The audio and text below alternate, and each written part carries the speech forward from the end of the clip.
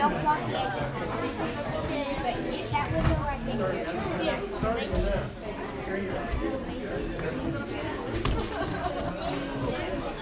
Slide the screen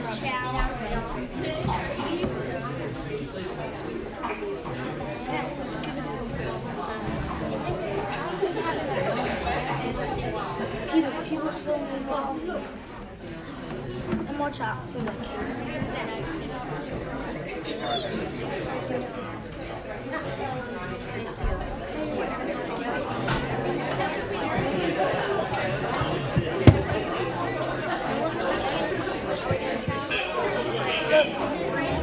no one's watching right now. No, there's no viewers. There's no viewers. Where is the viewers now? Dude, you went back. And I wonder the baby. And I wouldn't know. I was right back. Look, this one.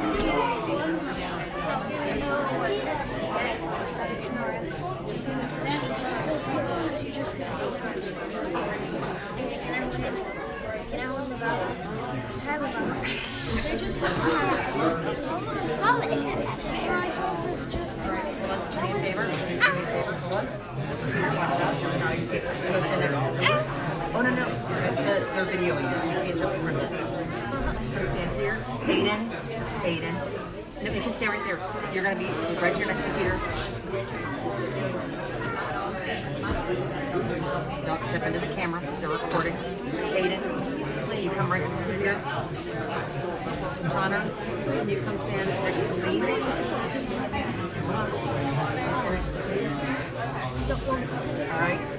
So listen, look at me. When we go in, you guys are going to go stand in front of the podium. So Aiden, look at me. Aiden, you go all the way to the far side of the podium and stand in front of it. Don't lean on it. Stand in front of it.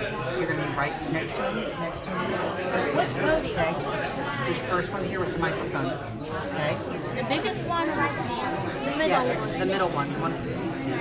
Great. And then you're going to lead the next line. Middle line is Jackson.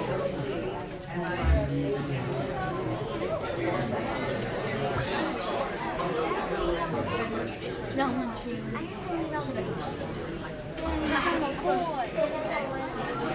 wow. This is clear. Down a little bit. But you know what? This is one thing. Now listen, Like a what you guys are going to do, look, and here's what I want you to do. Second grade. So listen, so look, you're going to lead us up, you're going to go, and you're going to go, and you're going to go, and you guys are, you guys are in the back row. Now listen, look at this. We got to do the best guys we can do. Stand up straight and tall, not moving the podium, okay? Okay? Where's your hands go? For the pledge. Okay? Because you're in uniform. Remember, 2 fingers over your eyebrow. Okay? There's a viewer. And you're in uniform. Right? Oh.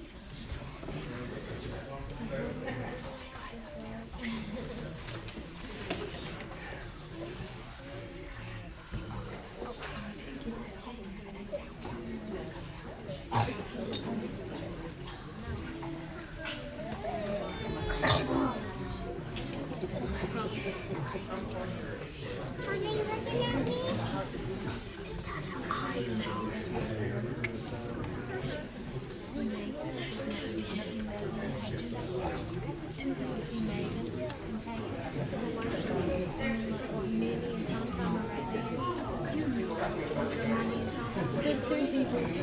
Dramatic. Something dramatic. And then 3, 2,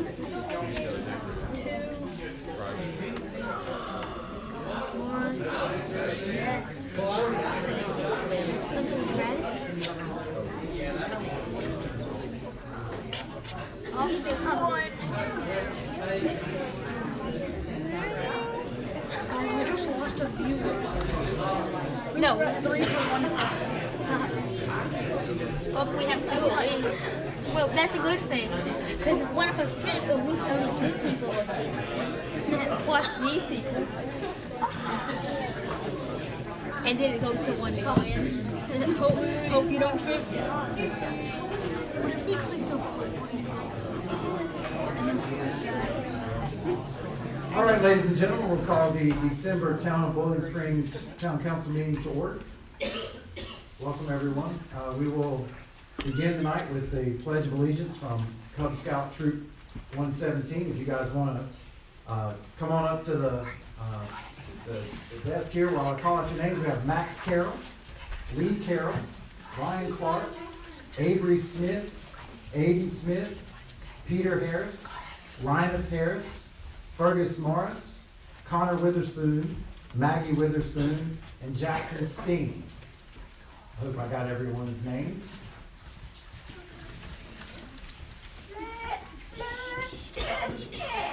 If everyone will stand, they'll lead us in the pledge of allegiance.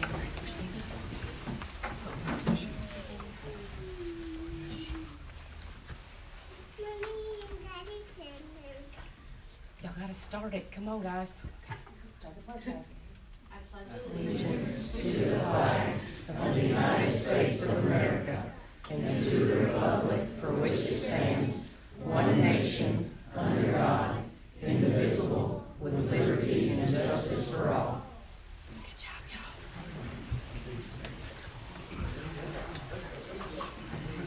Everyone come get a picture with you. Y'all go stand.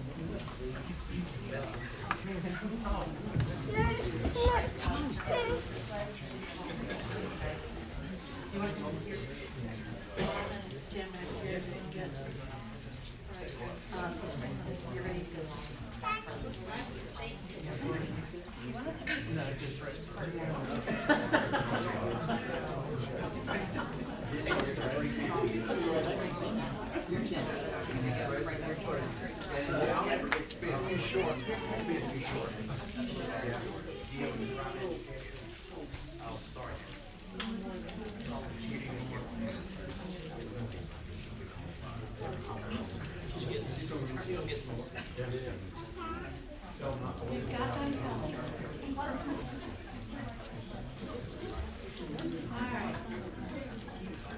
Everybody look forward. Everybody smile. 1, 2, cheese. Go Chargers. Hold on. Alright. Sorry. And lines, probably. Let's try again. 1, 2. Everybody in the front row done taking pictures. Alright. 1, 2, 3. Still. One more. One more. Final one. One more.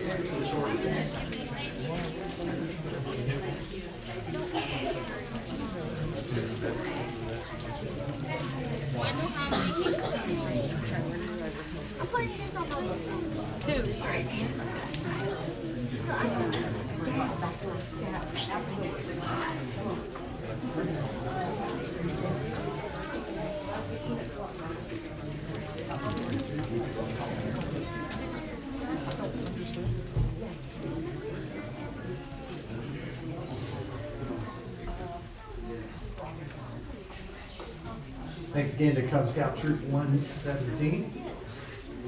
Now we are on to the adoption of the agenda. Are there any questions or comments about the agenda? If not, is there a motion to adopt? Motion to adopt the agenda. Got that motion from Councilman Wood. Is there a second? Mr. Mayor, Sorry. can we add a resolution to the, let's see here, it would be item number 4 on the regular business, I'm sorry. Okay. And it's a resolution, I think you've got a paper copy of it there. The adding discussion of that item to where it would become number 4 on the regular business, and then number 5 would be, I'm sorry. Okay. Councilman Wood, you just want to amend your? Yes. As amended. As amended. Is there a second? Second. Second from Councilman Thomas. Any further discussion or questions? All those in favor say aye. Aye. Opposed likewise, the agenda is adopted. All right. On to organizational meeting. Not really sure what to do here.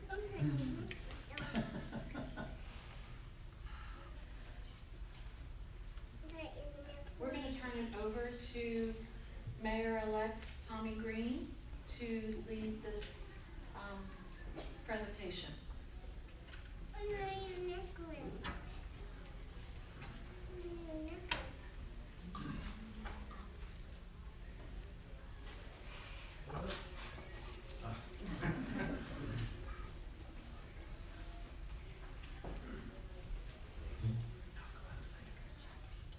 Yeah, that way when she's taking pictures, I'm not in. That's, yeah, it's gonna mess up the, yeah. She's gonna want you in front of that microphone. I'm in charge. But no.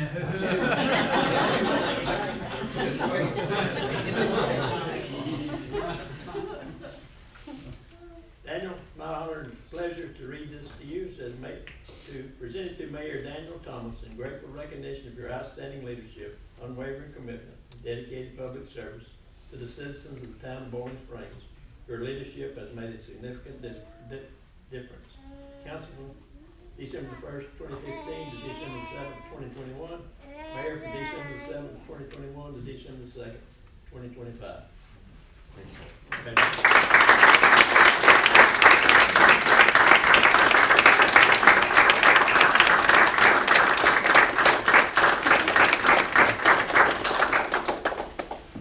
Bottle of wine. It's not. It's already corked. I have no idea. I have no idea. Should I wait to open it now? No, you should open it. I should open it now. It's not a snake that's gonna jump out.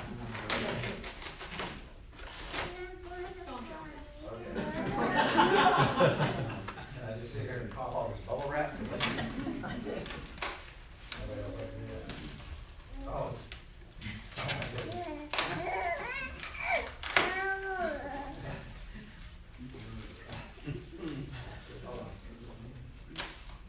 Bobble here.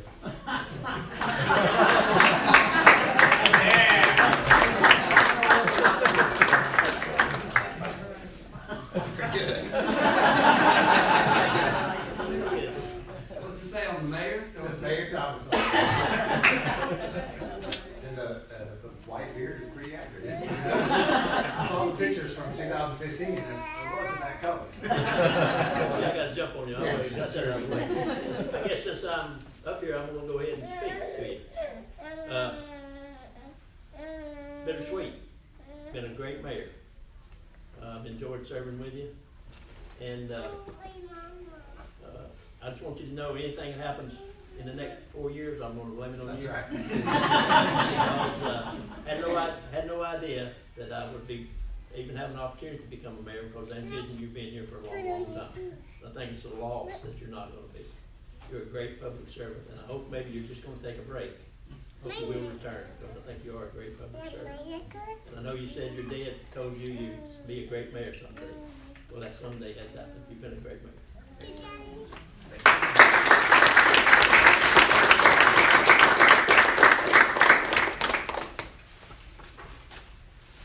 Other comments from council, and then we'll let the, I can remember when Daniel was born. Knowing his dad, and Gordon Webb, and I say is just not a lot of words, but we're better off now, but Daniel being the mayor. Amen. Thank you, Daniel, I'm a good friend, I love you, your daddy, and look forward to, like Thomas said, hopefully down the road some of it might materialize. Thanks, sir. Yeah, so Daniel, I don't really know what to say. Ron, I've lost words. Yeah. It's been my pleasure to serve with you. I mean, Mutual, sir. Well, Dan's always been a good friend to me before and during service on council as a council person and a mayor. Your vision, leadership, and work ethic is beyond reproach. We appreciate it. I know when Daniel let us know he was not gonna run again, I asked him to reconsider not running, if Tommy was gonna file. The same thing. But I told him up until election day. But the commitment to public service and that life can be very draining, and I understand that. I appreciate your hard work, I appreciate your thoughtfulness, and just the fact that you love this community so much, you love Gardner Webb so much, and you love the people so much. And I appreciate it, I hope that one day you will return back to this council in some form and continue serving the citizens. Until then, take time off, enjoy your family, but I've been greatly blessed to be here alongside. I appreciate it. It's been an honor, it really has. It has, be like Ron here. Just growing up and hearing the stories, you know, about old boss Jim, but then raising my own kids here and seeing so many faces out here that I've known. I've taught some of y'all. I know Taylor. I saw Taylor somewhere. There you are. It's just been fun. It's just been fun. Even the times where we were back in the back yelling, we don't do that. It's just such a collegial group. Wise and forward thinking is how I would always describe this council, and excellent professional for the staff. And Nate, man, congratulations. So thank you all. I don't need to, we got other business to attend to here, but congratulations to those of you who got elected and are about to get sworn in as well. Tracy made you a beautiful collage. Nice. So, treasure this forever, and then she's told me to give you your nameplate.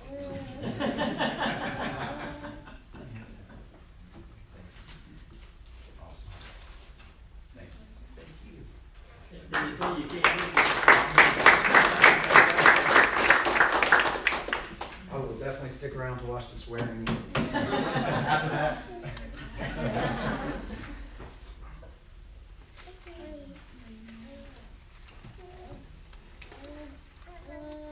You're right.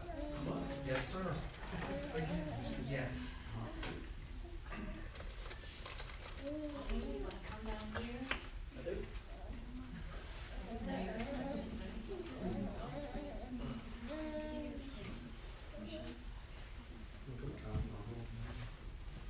I don't know my whole crowd. Yes, they can. Anybody wants to come up? What about? What about You don't want that. Come on up here, Come on up. squeeze it. She'll get you in the picture.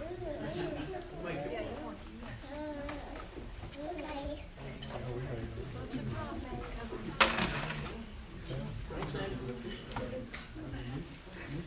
It's legal. It's legal. We got one in here.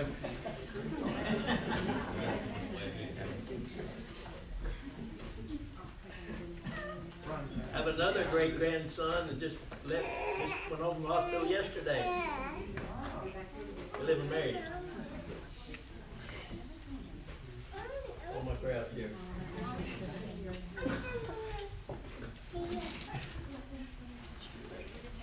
Okay, Mayor Green, do we have everybody? They're all here. Raise your right hand, place your left hand on the Bible, please. Hey Tracy, will you scoot over 3 clicks that way? Yep, there you go. Just Repeat after me. I, Tommy Green, do solemnly swear I, Tommy Green, do solemnly swear to support and maintain the Constitution to support and maintain the Constitution and the laws of the United States of America and the laws of the United States of America and the Constitution and the laws of the state of North Carolina, and the Constitution and the laws of the state of North Carolina, not inconsistent therewith, not inconsistent therewith, and that I will faithfully discharge and that I will faithfully discharge the duties of my office the duties of my office as the mayor of the town of Boiling Springs, as the mayor of the town of Boiling Springs. so help me God. So help me God. Congratulations. I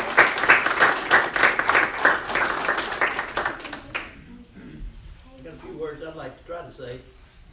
You know, one of my close friends asked me, he said, what is a man at your age, why do you want to be the mayor of Boiling Springs for? And I thought of this drawing I saw once. I think it says it really well. It's a man who's planting an acorn in the ground. He's an elderly man.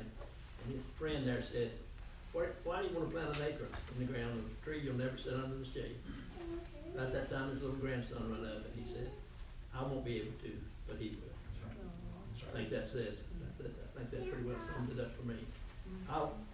When we're making 10 or 15-year plans, there's a good chance I'll never see those to fruition.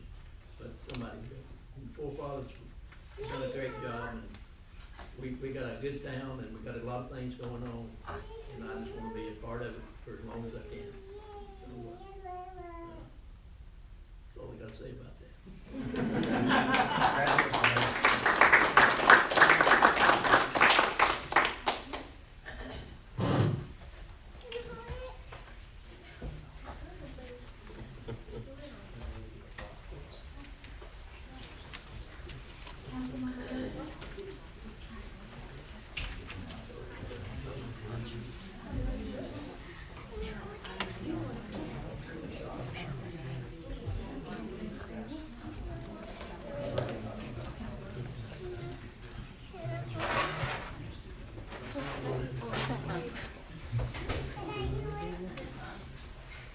Raise your left hand. Raise your right hand. And repeat after me. I, Patrick Litton, do solemnly swear I, Patrick Litton, do solemnly swear to support and maintain the Constitution to support and maintain the Constitution and the laws of the United States of America and the laws of the United States of America and the Constitution and laws of the state of North Carolina, and the Constitution and the laws of the state of North Carolina, not inconsistent therewith, not inconsistent therewith, and that I will faithfully discharge the duties and that I will faithfully discharge the duties of my office as a town council member in my office as a town council member for the town of Boiling Springs, for the town of Boiling Springs. so help me God. So help me God. Congratulations. Thank you. Councilmember Thomas. Family couldn't be here tonight. Do Maybe you I'll want to get, borrow I'll some? get Daniel Thomas to make it. Yeah. I can only be so fortunate. Yeah, please. Yeah. This might be our last photo op. Repeat after me.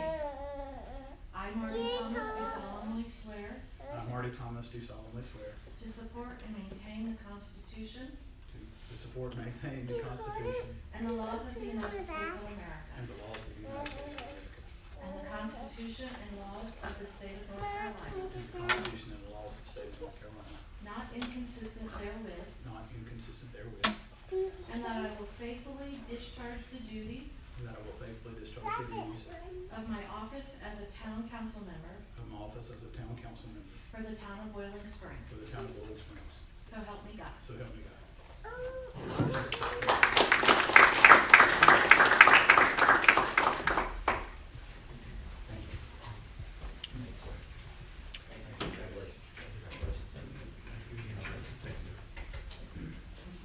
I won't be far.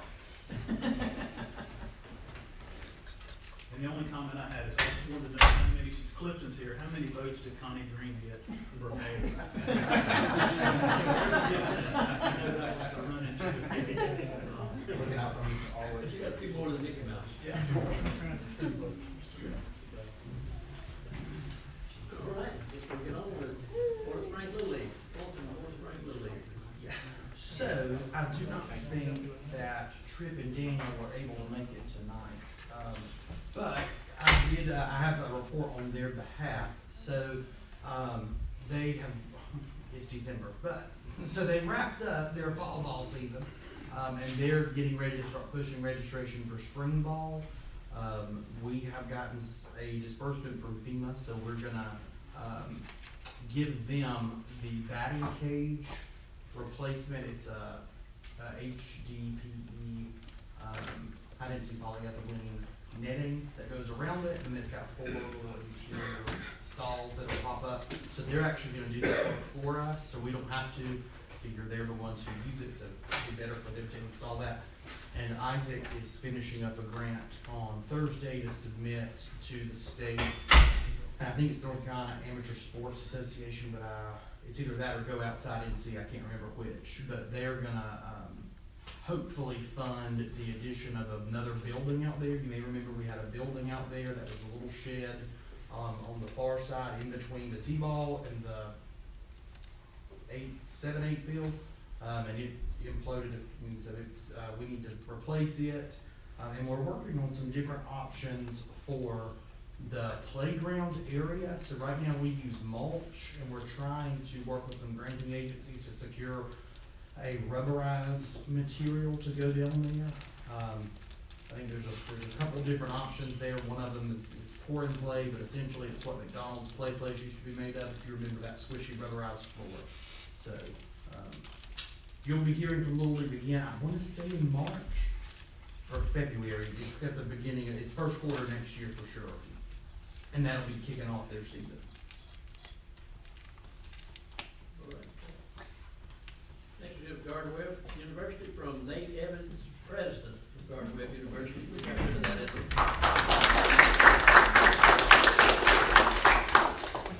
I didn't get a bobblehead, just. Not too late. Hey, you get that when you exit, you don't want that, do you? No, well. Wait a minute. Well, thank you guys for the chance to be here again. Couple of updates, couple of events coming up. United Way campaign and week of giving, service, and prayer wrapped up a week ago. I'm excited to announce we collected 52 donations and 64 faculty and staff served in local organizations. We gave them a chance to, it's the 120-year anniversary of Gardner Webb. We gave them 120 minutes off from work to go serve where they could, and so we're excited to send those out into the community to help out. The rest are upcoming events. We've got wrestling versus Duke and Michigan State this week. Here in Boiling Springs, Duke is on Wednesday, tomorrow night, and then on Friday is Michigan State. I'm pretty excited to bring them to town and win there. Festival of Lights, Thursday, December 4th. Many of you are familiar with that. It's been going on for quite some time. There is a dinner prior. It's a great chance if you need to get some brownie points or build up some credit. Take somebody out to a nice dinner and then see a good performance. Both of those are ticketed, so make sure you get those before showing up. Men's basketball is this weekend. Women's basketball is also this weekend. The men have a home opener. We will also be honoring Tom Watson, for those that remember Tom Watson. I would also like to extend an invitation to the staff and town council where you guys are able. If you will let me know, we would love to host you for a basketball game. I'm sure Zach or Tracy, you guys can help us with the logistics there. And then the last thing I have as we wrap up our year is December graduation. I can't believe it. 300 graduates will walk across stage on the 12th. I believe that's next Friday at 9 o'clock. And so we invite you to come out and support them and cheer them on as they take the next step in their journey. Thank you guys for the chance to be here tonight. Appreciate it. Thank you.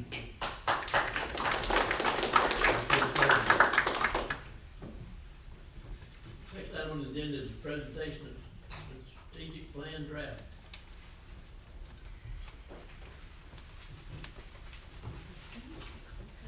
Yeah, there's one right here. Tracy, so they can put it through the slideshow and the PDF.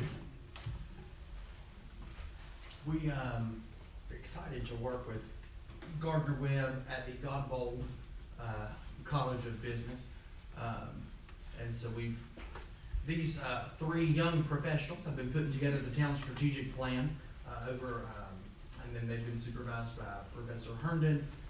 This is the first presentation. It's a draft, so I don't want to speak for them, but my understanding is they welcome your feedback. So if you've got questions, comments, this is they really want it to be more like a dialogue. So if you've got anything, feel free just to rapid fire those at them. Put together a PowerPoint or something. Hopefully it comes up. It's gonna make a lot more sense if we can get that pulled up, but while she's getting it pulled up, we do, with the respect of everyone's time, we do want this to be a dialogue, but we also welcome any comments, future, that type of thing. We worked really hard on this. We're really proud of it. But again, we may have missed some things. We may have, you may want to expand on some stuff. We've taken the surveys that we collected. We'll talk a little bit more about that. And done obviously some research. We'll talk about that, outside research, to put together what we feel would be good actions moving forward. So hopefully we'll get that pulled up for you. We're getting there. Yeah, that's good.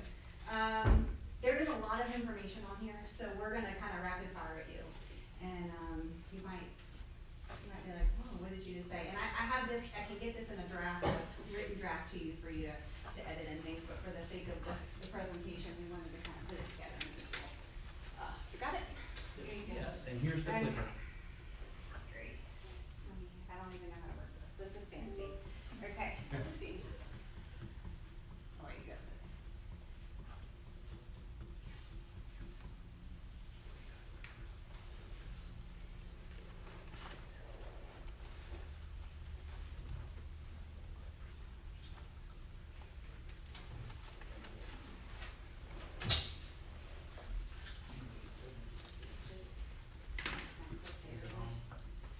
Technology.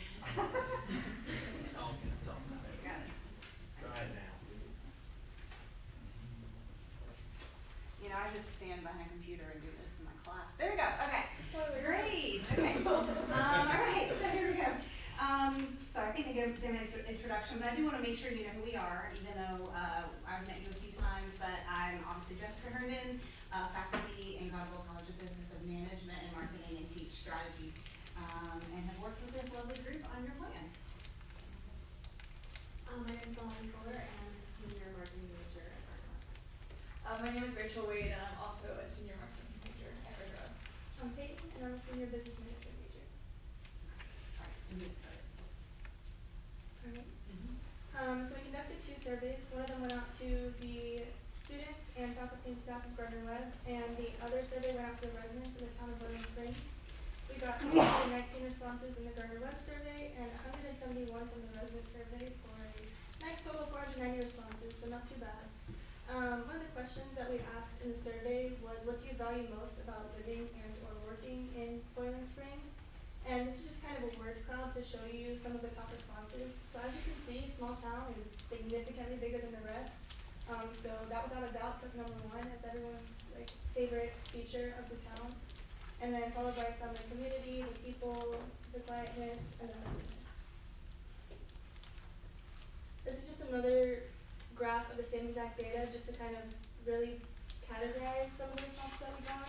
So you'll see the bar graph shows the Gardner Webb responses, the resident responses, and then a combined total. And this really shows the significance of how many people wrote small town as their favorite feature of Bowling Springs. And then the current values, as you know, are respectful growth and transparency. So with respectful growth, that encourages economic development, but it also maintains a small town feel, as we know the residents and Gardner Webb loves.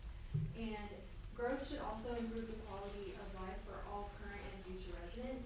And with that is also transparency, making sure that everyone is up to date with everything going on in the town. One of the components of research that we did, we're looking at local or trends in local governance in general, to see within the next 5 to 10 years. And so through our research, we came up with 6 main topics. I'll talk just a smidge about each one, but you will notice actually, and intentionally, the pillars or what we call priorities, what used to be called pillars, are going to focus a lot on these, because these are what local governments are going to begin to encounter, if haven't already in the next 5 years. First one is a scary one, I think, to some: digital transformation, AI, and automation. So these are things such as, it can be fancy things such as creating communication, data analysis tools, chatbots, automation platforms, through bill pay, those types of things, cloud computing, event planning, marketing functions, using AI and digital things for that. I would say out of the 6 of the things on here, that's gonna be probably the least included. We are gonna include a little bit of it. Second is workforce, recruitment and talent shortage. So local governance is gonna continue to be concerned about who works for them, and that talent and getting that talent to be able to fulfill what the needs of the towns are. So third is cybersecurity concerns. That's obvious when we think about digitization. Cybersecurity is a major concern. Multi-factor authentication, information backups of county systems, so we're hacking and those types of things. And we think that what may not happen in Boiling Springs, but we know with the recent Microsoft issues that came out a few months ago, right, that could happen, and the need to be aware and prepared for that is there. Community engagement, transparency, and experience. We have a whole huge priority on that, so we're going to talk a little bit more about that in a minute. But taking that citizen-centric thinking, which I believe the town is very concerned and about what the citizens need and want, but that will continue. Transparency, which is a big word that is already a value of the town. Mobile access, enhanced residents portals to make sure residents can get the information that they need in the way that they need it. Collaboration and partnerships, I'm gonna just kind of leave that there. We're gonna talk pretty good detail about that one. And then infrastructure resilience, hazard planning, and we know that infrastructure, we don't have a data point, I think, on that, but that is a main concern of most residents in most locations. Yeah, so as a part of our survey, we asked the residents what they thought were some challenges that Boiling Springs might face in the next 5 to 10 years. And their top 5 responses were as followed: infrastructure and roads, population growth, economic development, quality of life, and town aesthetic. So based on these challenges that they gave us in the surveys and the other data that we collected in the trends that we were looking at with the similar towns, we came up with these 4 priorities to base our plan around. And they are growth and vitality, community awareness, engagement and partnerships, quality of life, and high performance governance. So our first priority is growth and vitality, and then with each priority that we show, there will be a summary, like you can see here, that we created that just explains a little bit more in depth of exactly what that priority means. And these were created with the intention of posting this online for residents to view if you wanted to do that in the future. So with growth and vitality, that focuses on strategic, respectful growth and thriving economy while preserving this long-term charm that we keep talking about that residents really love. So there are several objectives to help ensure the town's growth and vitality, and there's also strategies for each objective. The first is improving the structure of the town and safety for pedestrians, drivers, and other forms of transportation. And strategies to help get this objective done is to finalize the engineering designs for the top 3 range projects that you can see up there. I believe you already have those in the works. Reprioritize the downtown master plan and its actions, and complete bicycle pedestrian plans. Our next objective is to maintain user-funded sanitation and solid waste programs. The strategies for that are to purchase the new trash truck and to continue the recycling initiatives you already have. The objective 3 is to monitor, evaluate, and update infrastructure plans. This one you don't have to do as much work for because you already have your 20-year capital improvement plans. So with that, all you need to do is just monitor the plan and make sure you're following those. And then the 4th objective for growth and vitality is to promote thoughtful economic development through targeted business growth. So you can do this by utilizing an economic development firm to help understand exactly what businesses the community wants and needs.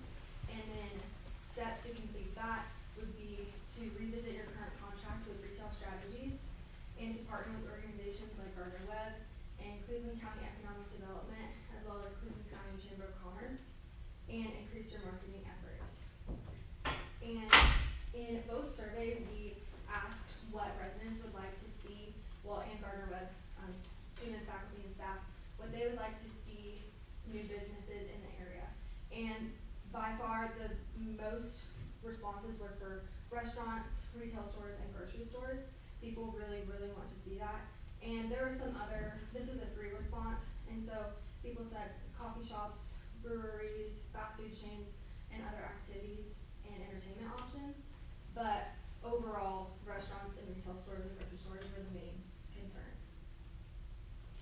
Our next priority is community awareness, engagement, and partnerships. This priority focuses on how Boiling Springs communicates and interacts with the surrounding community. Our first objective here is to expand network and partnership opportunities to support local development and engagement. So some of our strategies that we're recommending here are to create a partnership between the planning committee for Boiling Springs and leadership committees in Gardner Webb, as well as creating a shared calendar and becoming a part of Gardner Webb's Entrepreneurship Week. All of these will promote intentional planning and benefit the relationship that Gardner Webb and Boiling Springs are trying to build.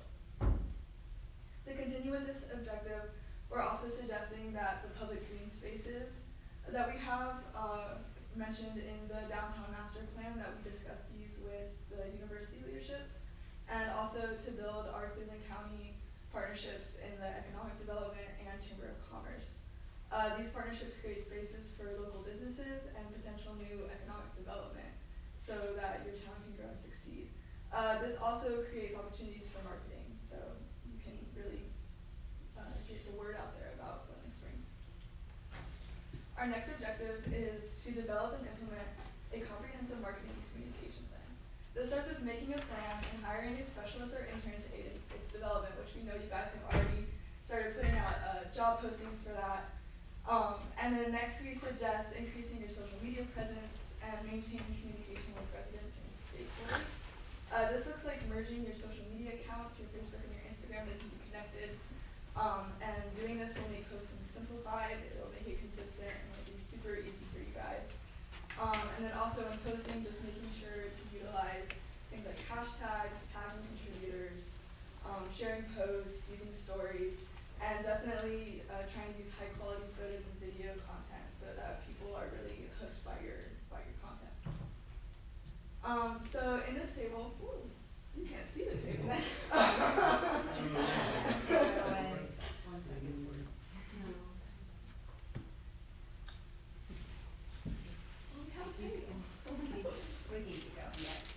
Okay, so if you could see it, we had a table showing just what the residents and Gardner Webb said they would like to see for communication channels, and most of the responses were through email and social media. And on the social media standpoint, we're looking at your top two platforms being Facebook and Instagram, where your residents are mainly on Facebook, and Gardner Webb faculty and staff and students are on Instagram. So those are the two platforms that you would want to. Oh, perfect. Oh. We'll just a little thing. Yeah. That's fine. Yep. Okay. Yep. As you can see, majority of people said email and social media, and then in the graph below, Instagram and Facebook. So perfect. Okay.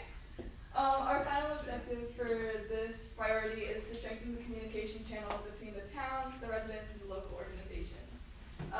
We suggest that we do this by strengthening our communication with stakeholders, improving our transparency and information access, and establishing some kind of residents committee to support planning efforts and stakeholder involvement. So ways to do this include implementing surveys after events, getting feedback from people, posting on social media, supporting planning efforts where you can, and we have also come up with potentially implementing a town-wide text alert system to relay information efficiently to residents. Alright, so our third pillar is quality of life, and this just kind of looks at the enrichment of community life through expanding town events, improving the parks through the plan that's already in place, and recreational amenities. So another survey question that we asked was what type of events people would like to see in Boiling Springs. It was kind of a checklist, you could pick whatever you wanted. A lot of people chose farmers markets, which was interesting to me, but people want what they want. But in general, a lot of people just would like to see more events hosted in the town. With that being said, our first objective is to expand town-sponsored events to build more community pride and community engagement. There are two strategies for this. The first one would be to kind of build up that partnership with Gardner Webb to host joint events in the community. This looks like anything from athletic events, concerts in the amphitheater, homecoming events, student move-in, and graduation before. And then the second strategy would be to partner with the Cleveland County Farmers Market to host something in town. Another survey question, so we asked Gardner Webb students, staff, and faculty how likely they are to go to events hosted by the town of Boiling Springs. And then we asked the residents how likely they are to go to events hosted by Gardner Webb. And if you can look at the majority, or the number one response in both pie charts, both of those, it's really hard to see because it's very small. But majority said they are extremely likely to attend events hosted by the other. So I think this goes to show the importance of building that partnership just to enhance and bring the community together even more. Our next objective is to expand the recreational opportunities and the community amenities. So the first strategy for this would be expanding and improving the town park and trails. Since there's already the park master plan in existence, our suggestion for next steps is just to create a phasing plan for that, to get kind of the plan in place and moving to see progress. Second, you'll see on the next slide, we created a table based on another survey question. But the next strategy is to create awareness for the downtown park in general. So in the Gardner Webb survey, over 100 people didn't even know that we have a town park. I myself didn't know about it until this year because I have a class at the communications building, which kind of blocks the park. And so I was kind of asking, oh, what is that? And we started talking about it in class, and I was like, wow, we have a park. So I think creating awareness for the park, if we're going to put so much effort into making updates and changes to it, is really important, and that could be done through social media postings, etc. And then the third strategy is to implement like clear signage, just so people know where the parking is and where the park is located. This is the table I was talking about. So you can see 106 responses say that they didn't know there was a park. That came straight from the Gardner Webb survey, all 106 of those. The top two actual qualities of the park that people enjoy are the playground equipment and walking paths. And with that, I'm sure numbers will increase with that. And then there is a large number of people who say they don't use the local park, but I don't know if that comes from not knowing about it or maybe it needs some updates. So as soon as the park plan is done and there's more awareness created, I feel like all of these numbers will adjust. We asked another question, both surveys, to figure out what everyone's top safety concerns were. And based on the responses, the top two safety concerns are speeding and unsafe traffic, specifically at the stoplight, and pedestrian safety issues. And with that being said, our last objective is to strengthen public safety and emergency preparedness. The first strategy for this is to increase safety education of the public. This would come from launching public education programs, using different channels of communication, your social media, town newsletter, the website, etc. And then partnering with local law enforcement, schools, and community groups to broaden the outreach. Second strategy is to evaluate the current departmental strategic plan for the police department to see what further needs they have.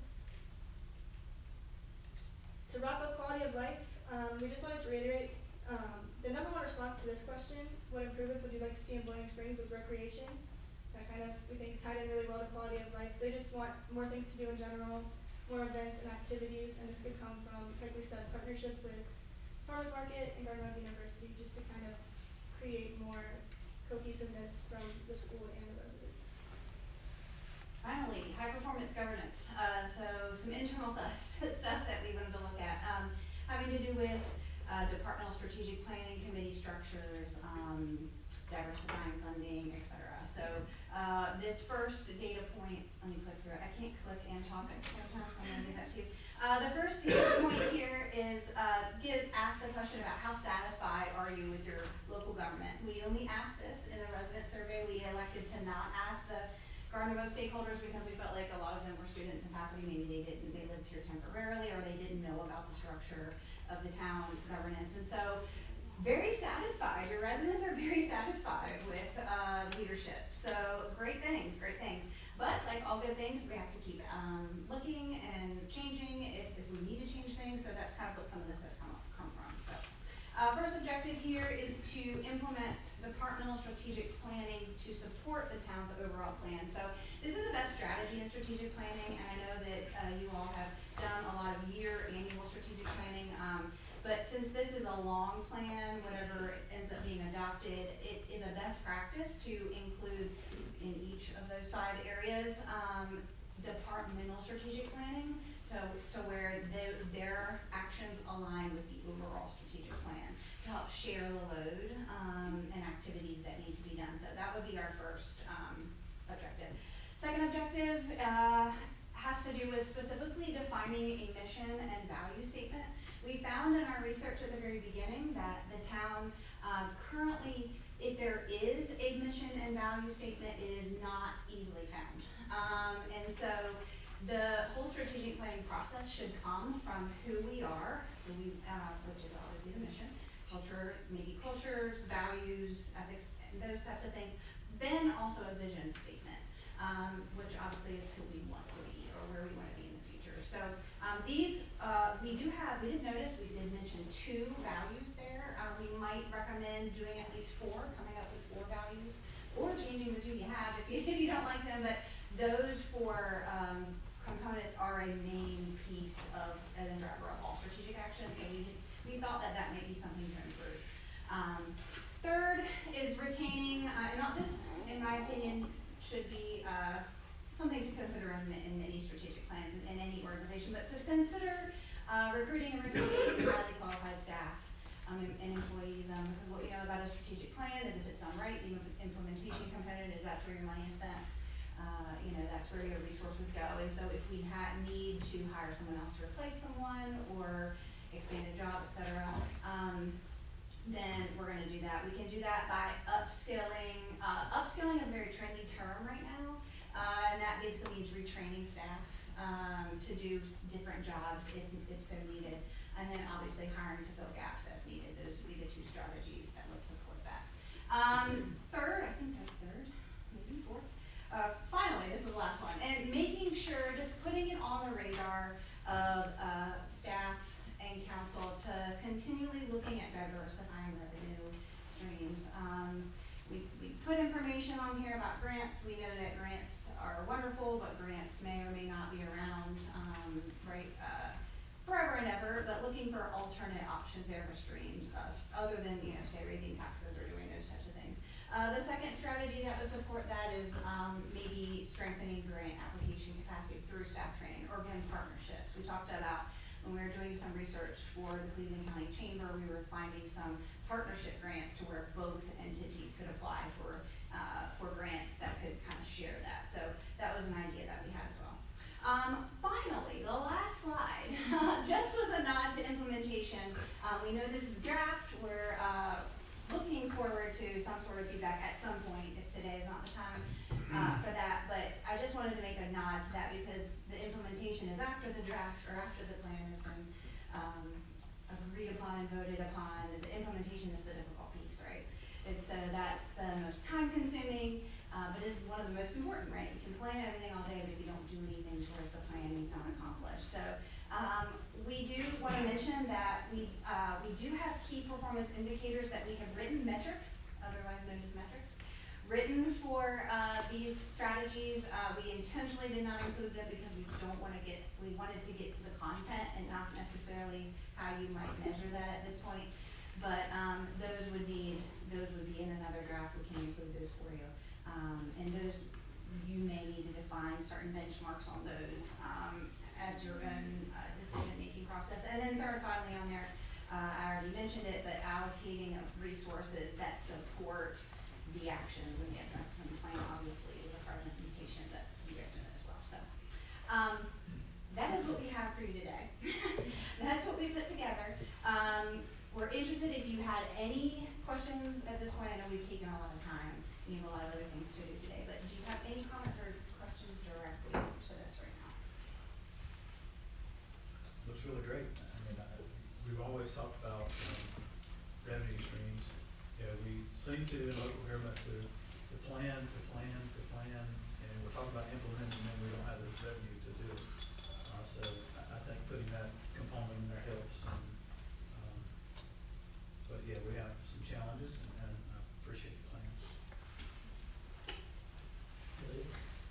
it's a lot of good work.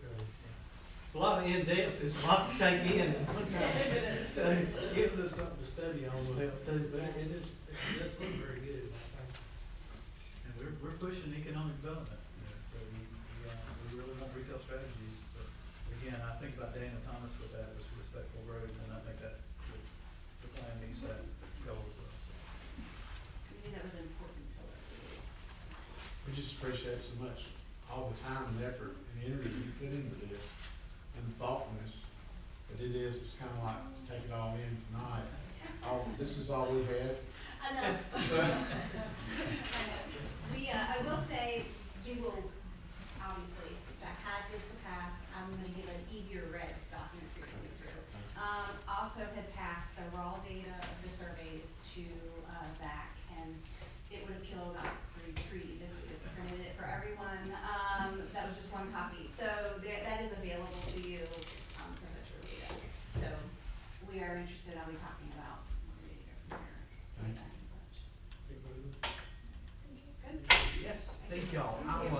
We'll get you this, all 3 of these things, so the slideshow or I'm an old person, so I still call it a PowerPoint, but, I think the young people call it slide decks now.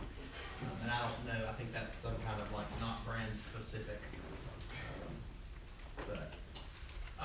We'll get you that, and we'll get you the public survey and the Gardner-Webb survey so that you all can look through that information. I am thrilled to death that I'm gonna read this tonight, so.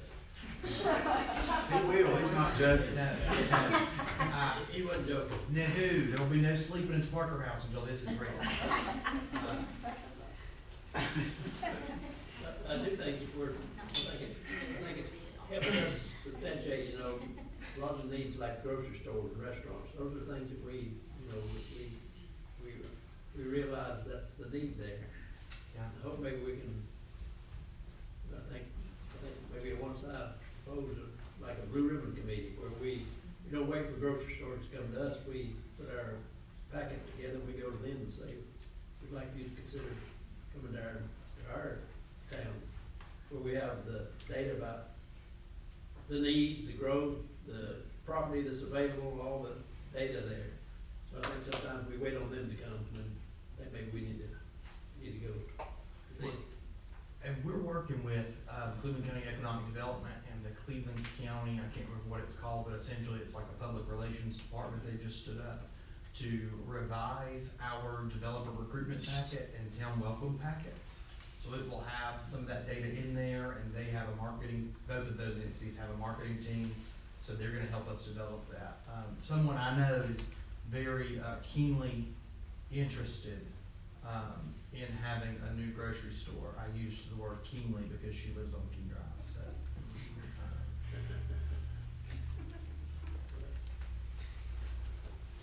And hopefully with the South Main Street, that's gonna help, maybe hopefully with speeding, we'll narrow the street there, so that, and I think one of the proven things is that narrow streets, people drive slower.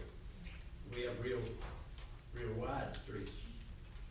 And I assume some of that came from a long time ago when, I'm a lot older than all of you, but we actually had horizontal where you park, angle parking.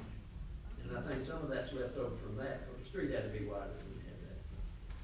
I think people are gonna really be, from some of that. And I think y'all just reiterated a lot of things that we've known, and I think we helped us get it together and present it in the right way, and it was something we can, for some meat to, so, thank you very much. Is this where you wanna do the resolution, to amend the agenda?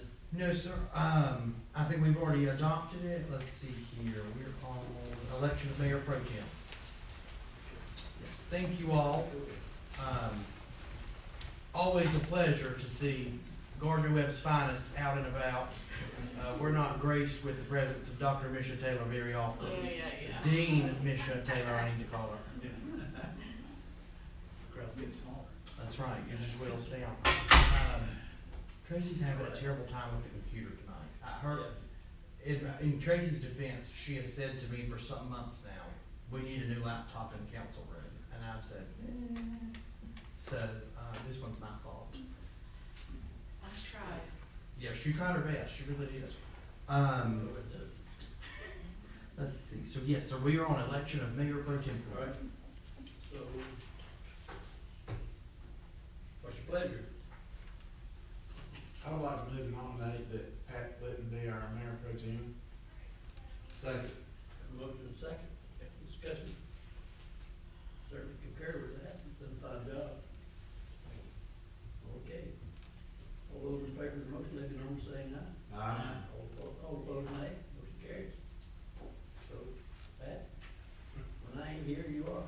Do the best I can. It's a pay raise. Yeah, it is. Thank you. All right, let's now, town calendar. Meeting calendar. Yes, so we put this together, dodged any dates there that we thought would be, conflicts. We moved, let's see here, the only one that we needed to move was November the 10th. Because the week before that is the congressional election, well, or the mid-year election, and so we didn't wanna meet that night. And so that was the only one that we needed to move. The only other thing I was gonna mention is, it had been discussed, though not formally voted on, that you all had considered moving your meeting time from 6:30 to 6.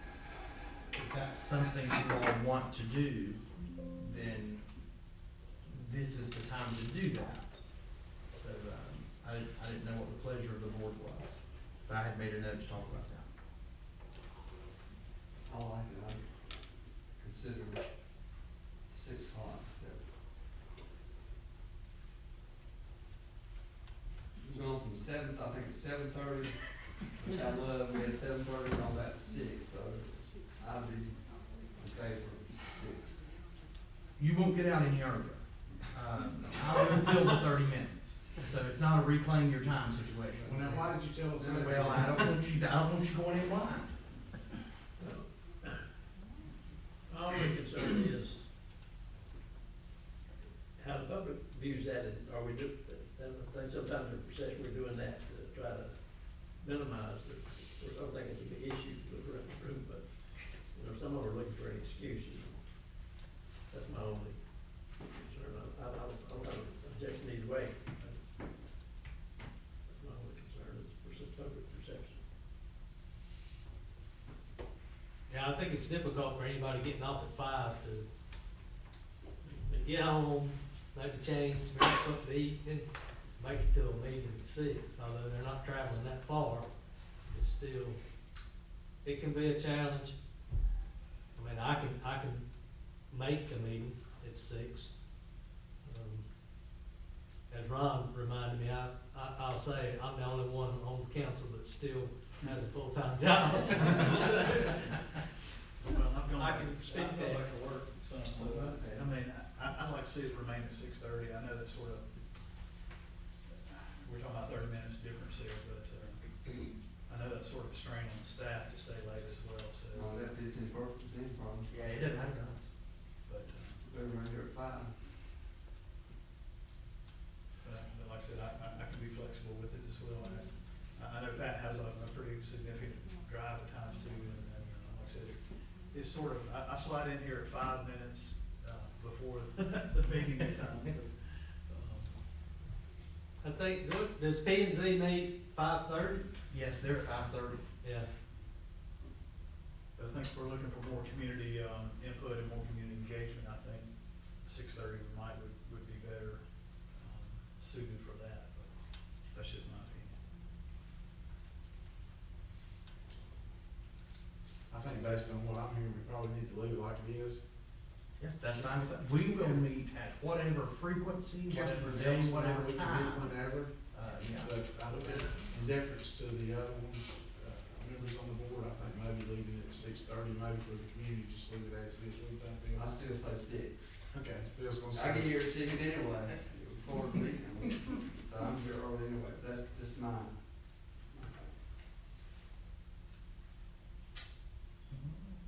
So we'll need a motion to adopt the calendar. Make a motion, we adopt the calendar. Motion by And the document you have has it at 6:30. 6:30. Yes, sir.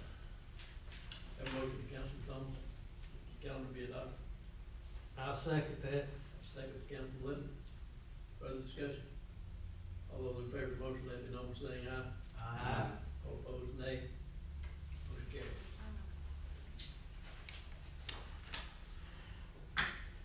Let's see, next we've got the subcommittee schedule, so these are at 5:30.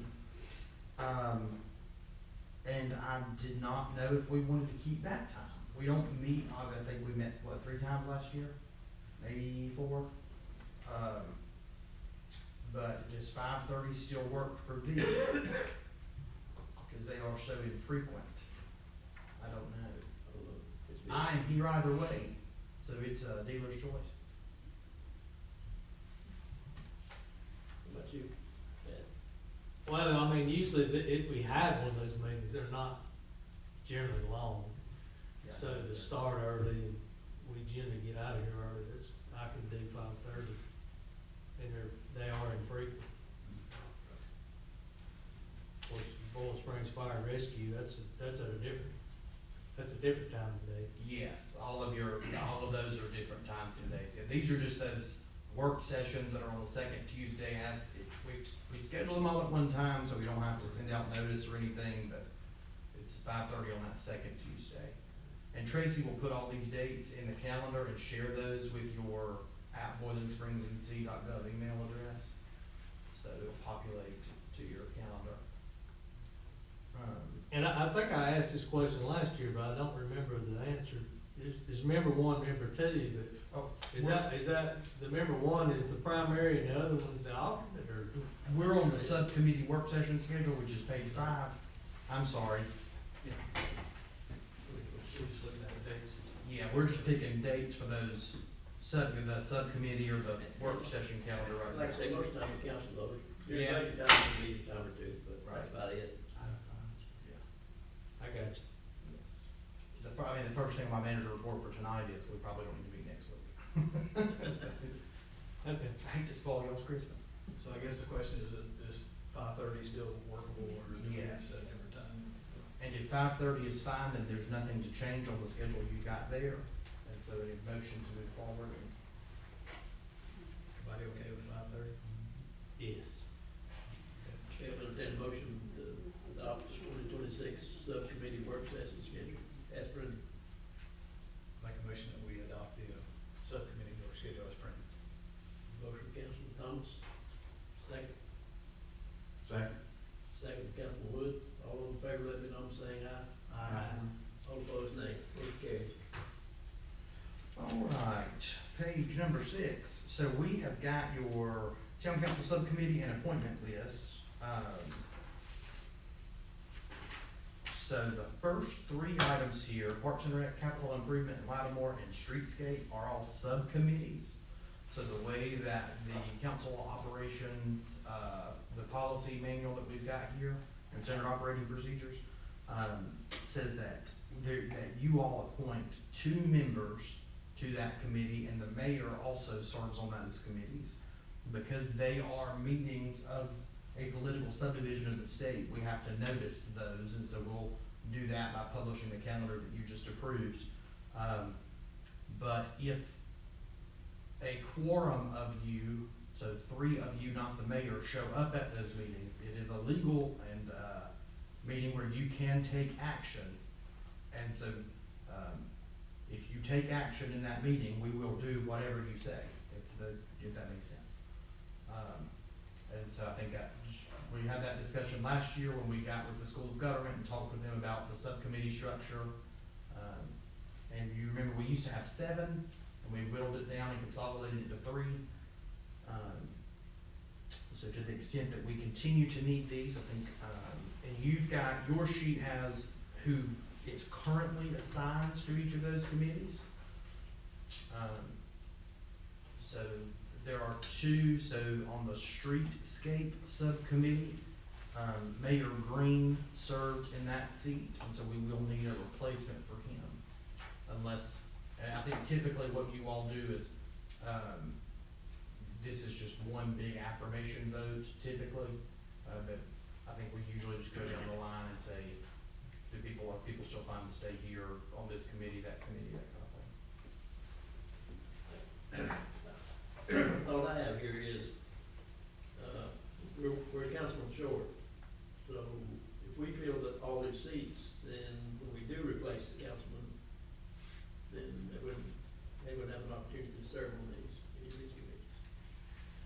Yes, and we don't necessarily have to fill them tonight unless you all just want to.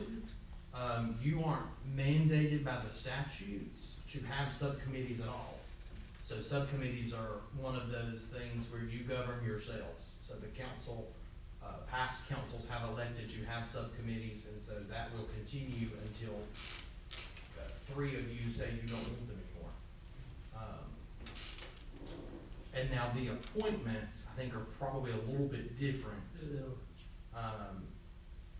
So that one, that's why I was wanting to kind of dispose of it a little separately. So we can set aside, if that's what you all want to do, we can set aside the committees, the subcommittees until January's meeting, or February, March, April, May, depending on the outcome of item number, it changed, 5? That would, The vacancy discussion. I mean, if I had my 2 cents worth, I think maybe that might be good, especially on the committees. And we still have, if the streetscape committee needs to meet, and we still have the mayor and myself and Mr. Councilman Ellis there. Okay. So that would at least afford some opportunity there for the new council. Right. Now, subcommittees, I don't know. I guess another thing, my question might be is everybody happy with where they are? So, you know, somebody might rather serve on another committee or might not be happy on the committee they're on.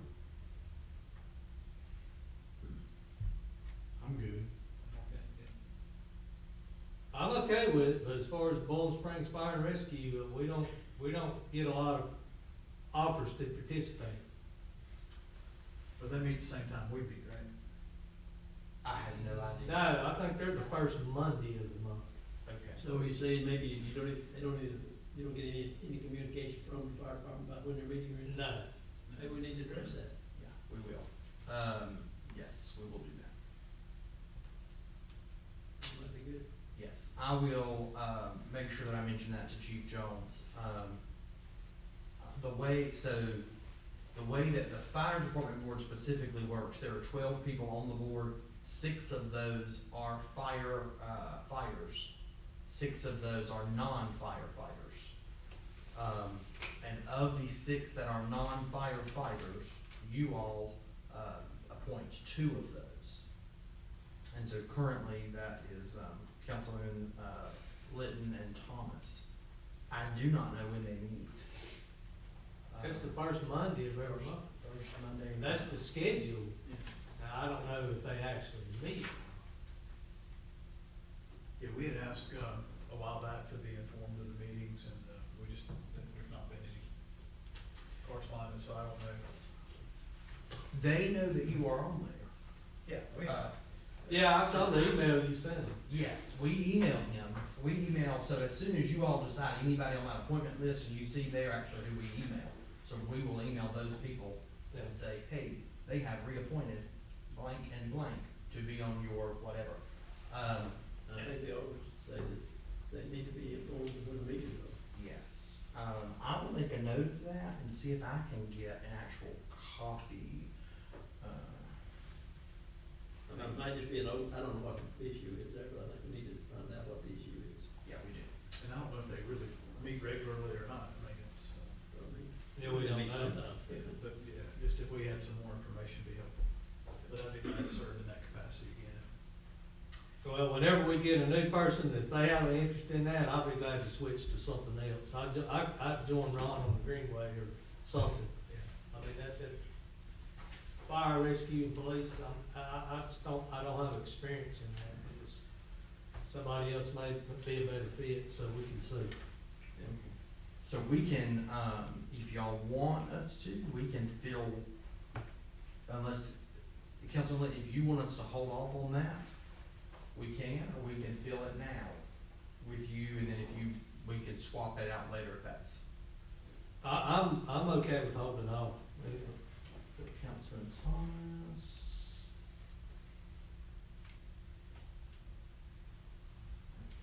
How often do you meet on the Greenway? I meet the first Monday of every month. Every month. So it's a conflict with that, Yeah, we with the fire, okay. They meet every month like clockwork. They meet every month. Okay. I had, it'd be be good to kind of change up anyway, get a perspective from other areas. I agree with you. That's what I asked earlier, maybe somebody. Yeah.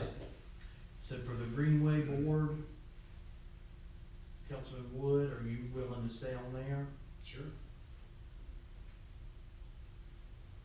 And then there was a vacancy created by, Mayor Thomas's, Mayor Thomas leaving, so Councilman Litton. For Greenway, is that what you're saying? Yes, sir. Yeah, I'd be interested in just going ahead with that, just removing my name from fire Okay. and rescue. Gaston Cleveland Lincoln Metropolitan Planning Organization is currently, Mayor Green, and then in that one, Councilman Litton is the alternate. So we may only appoint one person to that one, but we have to appoint an alternate. And I would be glad for somebody else to have that experience. Tommy's excellent at going. I mean, I've only been a few times, but I can go every time if I want to, so I mean, that's on me. Yeah. But I have filled in for Tommy, so it's very interesting. It is interesting, and I think I share your views, Zach. I think it's real important that we have somebody on that board, because I think, you know, even some of the things that they're mentioned in the strategic plan, you know, like, cooperation with other agency, I just feel it's important for us to be there. To have somebody there, and I think it's important that we go and get involved. We're the smallest municipality on there, we're the furthest west. So, but I think, but since things that they're talking about, like the light rail and things, I think we found out like 25% of the Garden Web students don't have a driver's license. So we need, if we could just get them to Kings Mountain, then they can get to the airport or anywhere with the light rail or the mass transit. So I think there's real good, lots of good reasons for us to be there and to know what's going on. And they do, so NCDOT is a mammoth institution. They are. So it's not just cars and trucks and buses. They do all of the, well, Uber stuff, but then they also do anything bicycle, pedestrian, sidewalks, golf carts, multi-use paths. They do light rail, they do, all the barge things down the coast. They do airports, so the Shelby Boone County Airport, they work on stuff with or they can work on stuff with the MPO. There's a whole section of what they do that deals with air traffic control. So, they are our sounding board for that. The division engineers will go to that, and so they are there at those meetings, and they are hearing the feedback from the MPO. We've worked really well with Tori and McKenna, and Julio down there to make sure that with, Mayor Green, who is the chairman, I think, until the end of the month? Till Monday, Thursday. Okay, so, in his last little bit as the chairman of the MPO, we've worked with, and he's done a great job of forwarding our calls, because we are the smallest and the furthest away. So. And I'm willing to continue to serve, but if somebody else would like to, then maybe Pat, if he wants to be the member and maybe the alternate or something. And it's important, I think, to say too, the way DOT works now, post 2013, is they assign a number, so you get a priority ranking. So for any of the transportation projects we wanna do on DOT street and we don't wanna have to pay for them, then we have to, score well enough in the prioritization schedule. And we have several on the list. We do. Yeah. We do. And they just reprior. Yes. Yes. A lot of them. They do. And so I think we're on P7 now. I think it's P7. We're about to switch to P8 though. And they're funding P5.5. So we're getting there. We'll get there, as long as they're on the list. It's just gotta stay on, that's exactly, If you're on that list, you will get, if when funding comes available, they will do it. right. It's just a matter of how much funding the General Assembly can allocate, and they can't allocate because they don't budget right now. But, you know, like the intersection over here, all that Safe Streets for All work we did, that will boost our priority points. That way we're not having to pay for the roundabout or whatever the thing is, DOT will. So that's why the MPO is critically important. And I'm sure y'all remember a few years ago, we had a big discussion, well, not me, but we, the town, had a discussion about going into the RPO in Rutherford County. So Rutherford County and our Council of Government through Foothills administers their own version of a rural planning organization. And it's Rutherford, Polk, and McDowell. And then Cleveland is in the Gaston Cooper Lincoln MPO, because our growth is coming from the east. Yeah, but we couldn't go on our own, Cleveland County had to go. Yes, we had to all had to move it together. Keith Mountain said right off there, we're interested. Right. There was an idea. It is, and to go, it's nice to network with the others. You get to know people from larger areas, and I just, well, I won't glitter, but I do think it's critical that somebody be there. If somebody has an interest in it, then I'd be glad to then take it up. I mean, I'm okay serving too. Just like the next one, Foothills. Right. It's a good one too. And it's one we need to be, really need to be. It's probably more critical than the MPO, or it's more local. They do more local.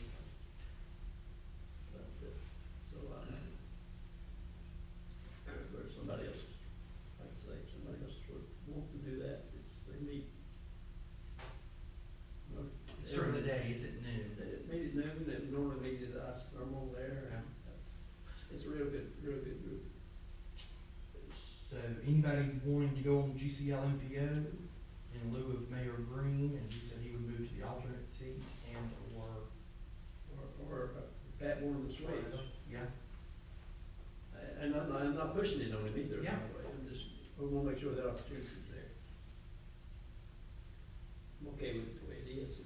I'm fine to stay with the way it is, yeah. Okay. I think it's important, based on you being the chairperson or chairman now, and then your input will be valuable moving forward, and Pat's willingness to be there is also great. And same thing with Foothills, I'd maybe just keep that the same, unless you have a conflict.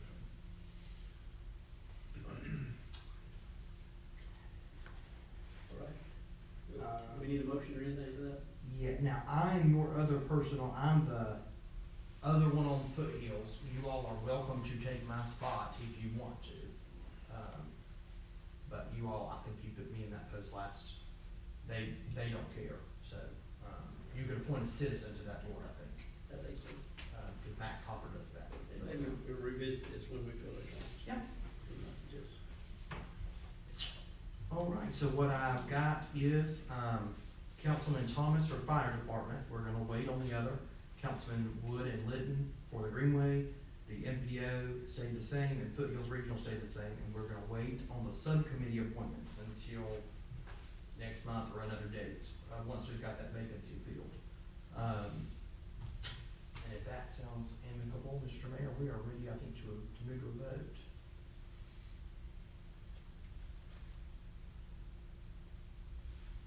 Are we ready?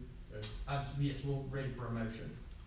I make a motion that we, table the subcommittee until January meeting, and then, that we go ahead and make those appointments on the Bowling Springs Fire and Rescue, the Broader Greenway, GCL, MPO, and Foothills as stated. have a motion, have a second. Second. Motion and second. All those in favor say aye. Aye. All those opposed, nay. Motion carries.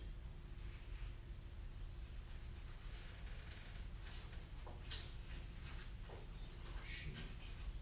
Keep writing fast. All right.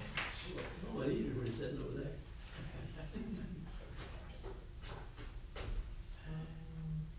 So, public comment. Let's see here. And we do have someone signed up for public comment. It says no. Do you wish to speak?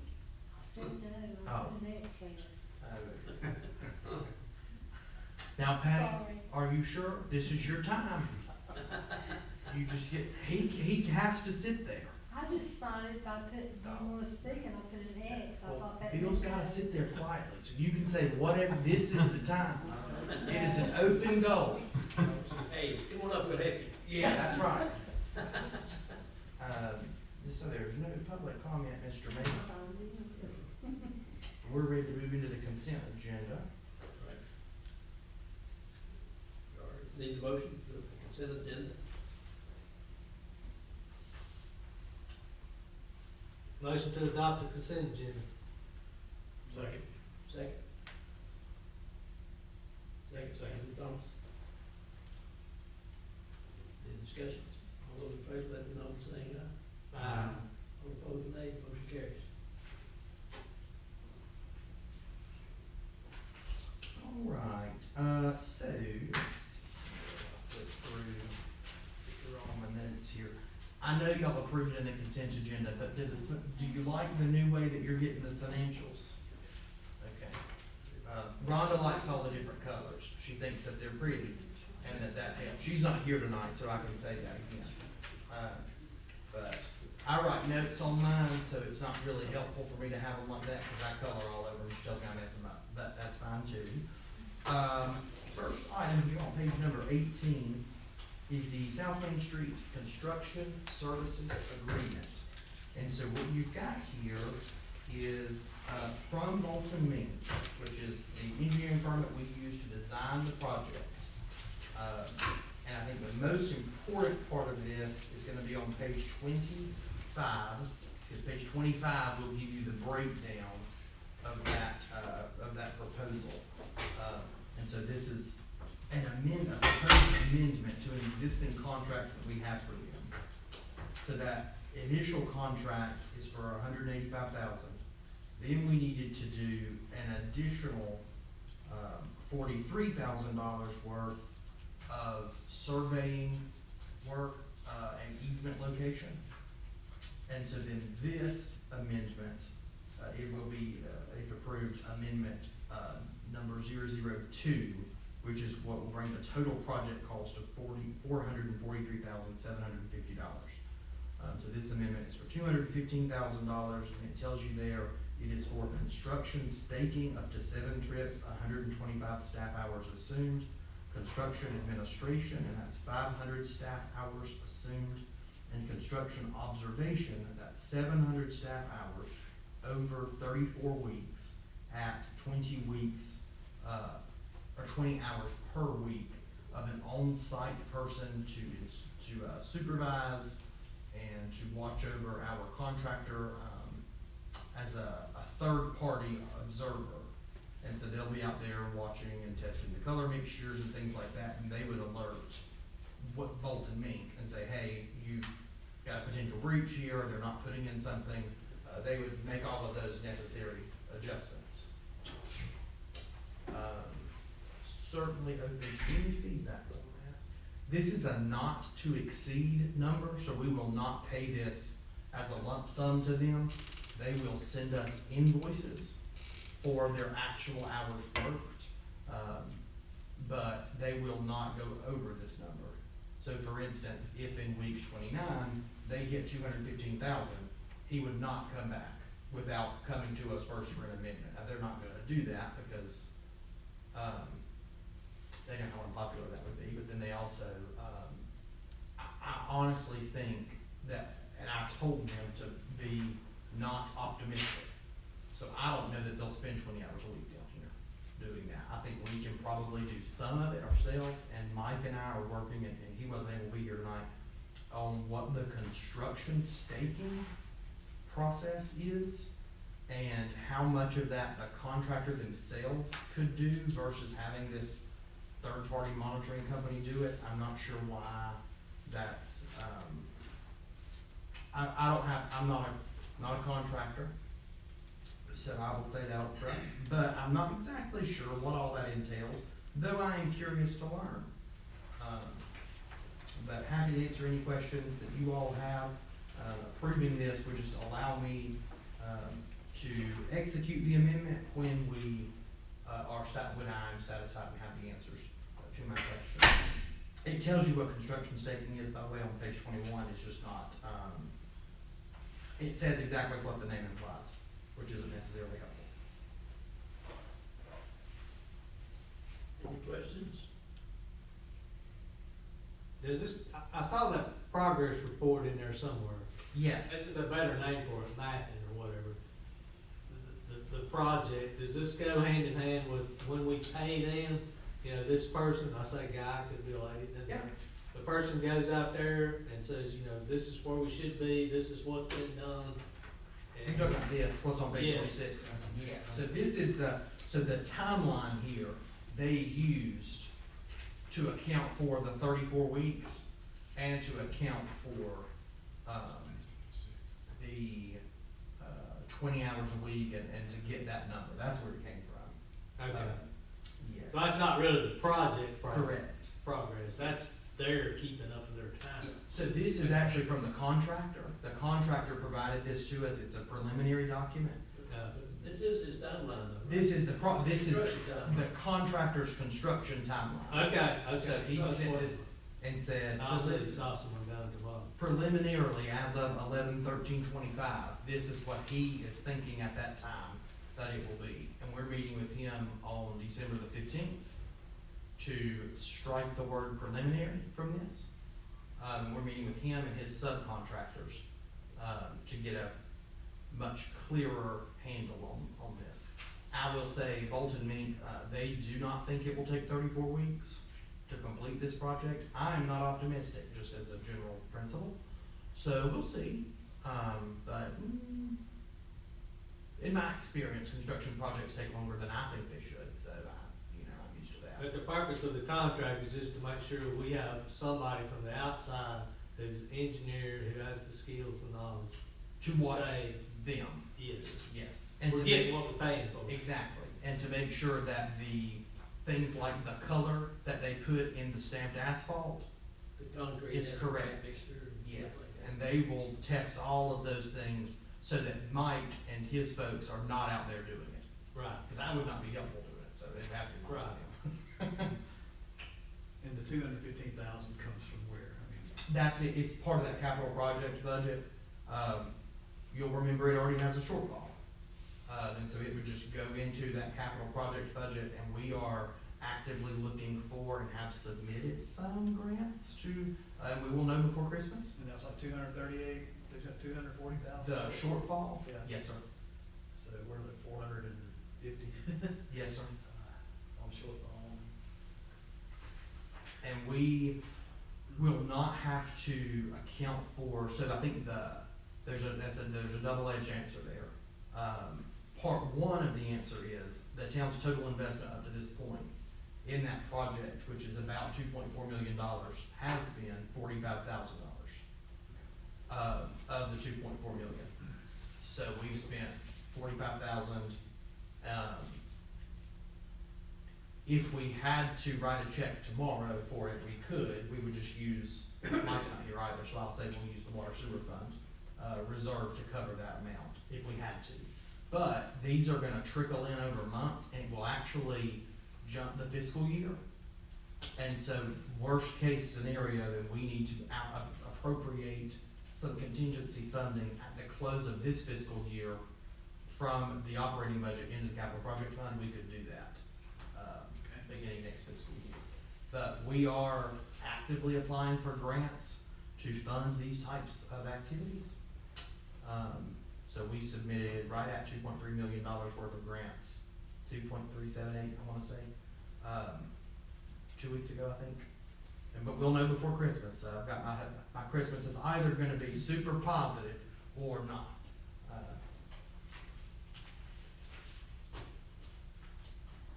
I will also say this is the preliminary timeline. So if you looked at that, it's got the courtyard. So they broke it up in 3 phases, and then he's calling it a plaza. We've been calling it a courtyard, but they are thinking the courtyard. If this is to be believed, the courtyard will be completed 7/31/26. So that will be July 31st. Again, if this is to be believed. Yeah, I worked with these folks before, they can tell you every day it rains, every day, Yeah. you know, the wind blows, they keep the weather controlled, so they want to defend, you know, if they go over, they won't have to justify for a reason, they're real good about that. The most important part is that substantial completion date down there at the bottom, 9/18/26. That doesn't mean anything to us. What that means to them is the day that they want their money and they can't get the money until we are substantially complete, and they don't determine when that is. It will either be us or this third party that we hired. So that's the day they care about.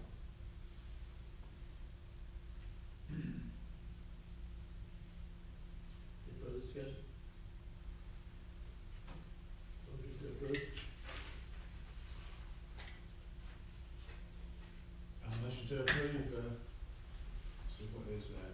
Do we have a number on that one? No, sir, it's just South Main Street Okay, construction. motion to approve the South Main Street Construction Services Agreement. And do we also have to say anything about the, amendment number 2? No, sir. All that goes in together. Mm-hmm. Okay, motion to approve. Motion from Councilman Wood, have a second? Second. Second from Councilman Thomas. Any further discussion? All those in favor, let it be known by saying aye. Aye. All opposed, nay. Motion carries. Speed limits. Speed limits extending the 25-mile speed zone. We Yes. talked a little bit about this last time, but. We did, and I think council requested a map, so we've got that here for you. And you've got a speed limit reduction map proposal here. So you've got one map on 29 that shows you the current in red. It shows you those current 25-mile-an-hour zones. The more important map is gonna be on 30, on page 30 there. And that's showing you, where we're proposing to carry out those 25-mile-an-hour zones. I will say, after internal discussions, what I think the staff opinion on this, the prevailing opinion from staff collectively, is that, well, let me stop. Are there any questions on the map itself yet? Okay. But, what you're proposing is in yellow, correct? Well, that's. As of the map we're looking at? Yes, sir. Okay. Yes, sir. But I think probably what we've talked about internally, has been doing on the west side, right there where it turns from yellow to green, that's at Hillcrest Street. So maybe taking it out to Hillcrest, because that's the transition on that end into the downtown. On the northern side, instead of going all the way up to East and West Homestead, doing it at DeHart, which is right there across from the cruise through. Because that's the beginning of the commercial corridor. On the west and south sides, we discussed maybe moving it to Stadium Drive. So on both directions at Stadium going towards Footside, and then the southern down there, moving it to Stadium. Because that's where you get into the university on those two sides. And then after that, I think it's, Bullington Church and the Gardenwood softball field on the southern side there. On the west side, I don't think we wanna go all the way out to Creekside subdivision. And the College of Health Sciences. And again, that's up to you all. Ultimately, what we will do is you all will approve a recommendation. I will then send that to, North Carolina DOT Division 12. It is typical for them to approve speed reductions, not speed increases. So I think it's important to note, and that's one of the reasons why, even from what you have in yellow, we've taken a more measured approach, because once we reduce the speed, if we were to find that it's too slow and maybe we wanna go back to 35, they are not likely to approve an increase in speed. So if we need to revisit the well, we certainly can, to go down further, but they do not like increasing speeds. Well, I find it interesting tonight that one of the talking points, from the Garden Web folks were about the speed. So they had no idea we were gonna be discussing this tonight, but I just find it interesting that was one of their talking points. There's a software that Chief Diorio and I've looked at and demoed, and it measures, it's gonna sound really scary, so just get ready. But it takes the metadata from the computer in your car, and in a very rough way, transposes that onto a map so that it gets the average speed of a car at any time traveling in front of the town hall. And so it's the same thing they do with your cell phones to help us know your consumer habits. It's fine. But, yes, it is. But we looked at that, and this company's job is to help you understand where the hot spots are, if they are hot spots, I guess, so where they would be, and then, you know, what time is it, and it gives you all this detailed information. We just demoed it because it costs right at $7,000, and we didn't wanna pay for the whole service, we just wanted to do the demo and see, and so we got some information from that. But, you know, if that's something you all are, if that's the type of data you all are interested in, we can certainly look at buying into that software and give you those more comprehensive reports, or we could arm our police department with those more comprehensive reports, if that's something council's interested in pursuing. I say that as a thought for budget season, not a thought for January.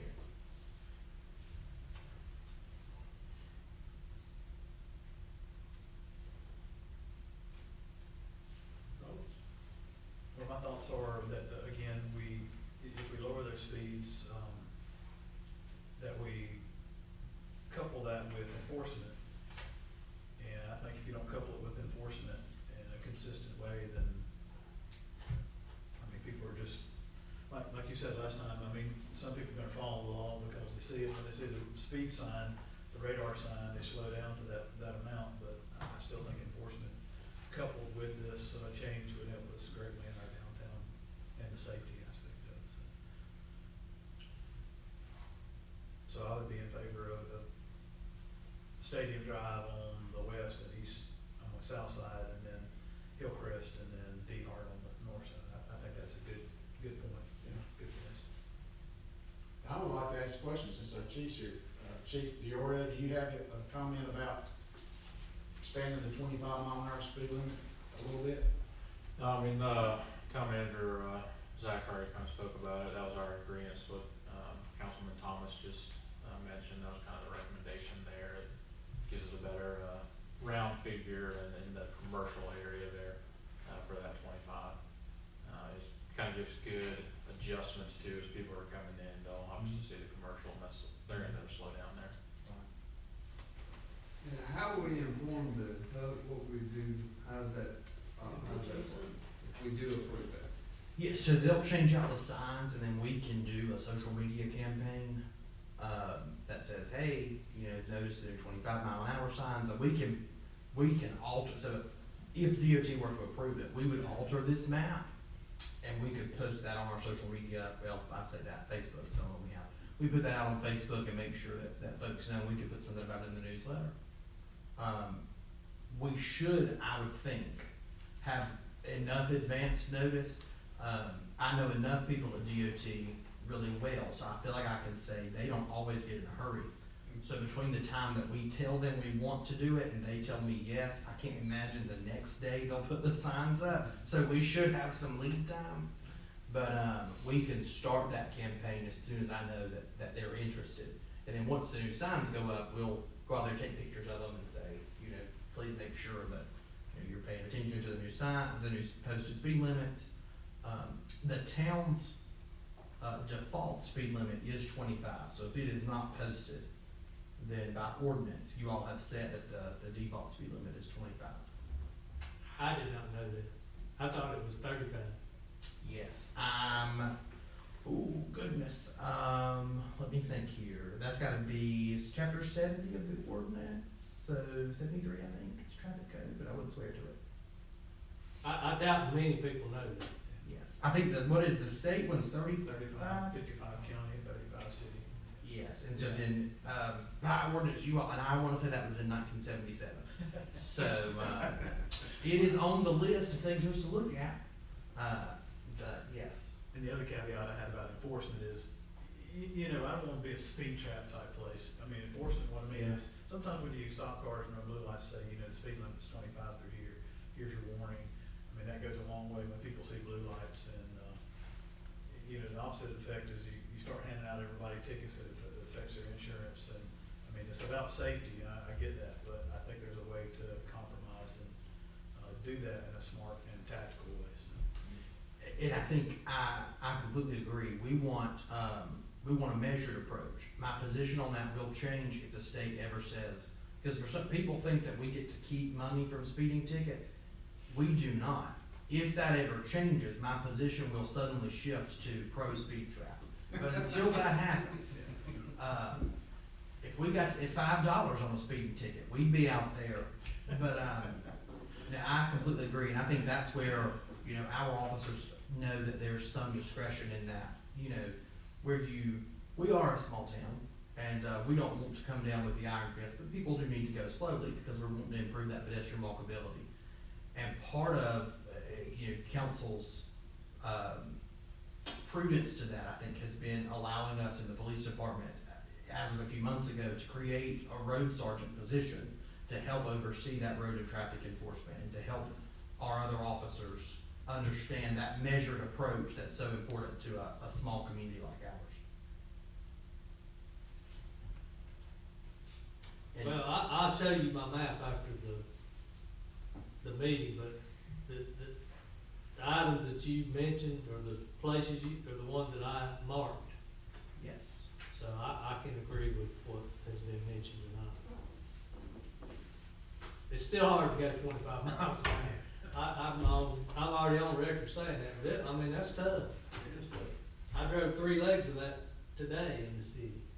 And you gotta really watch what you're doing. So, I think Councilman Thomas made a motion. I don't really think much. Oh, I'm so I just sorry. thought that would be a thing of changing it, but I'll be glad to make that form of motion.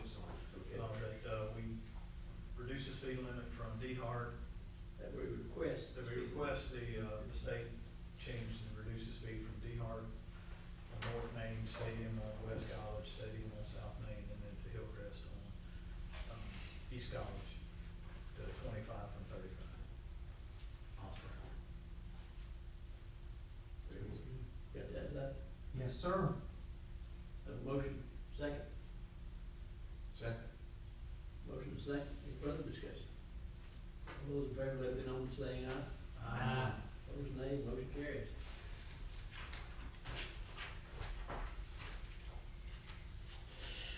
Discussion of council vacancies. So,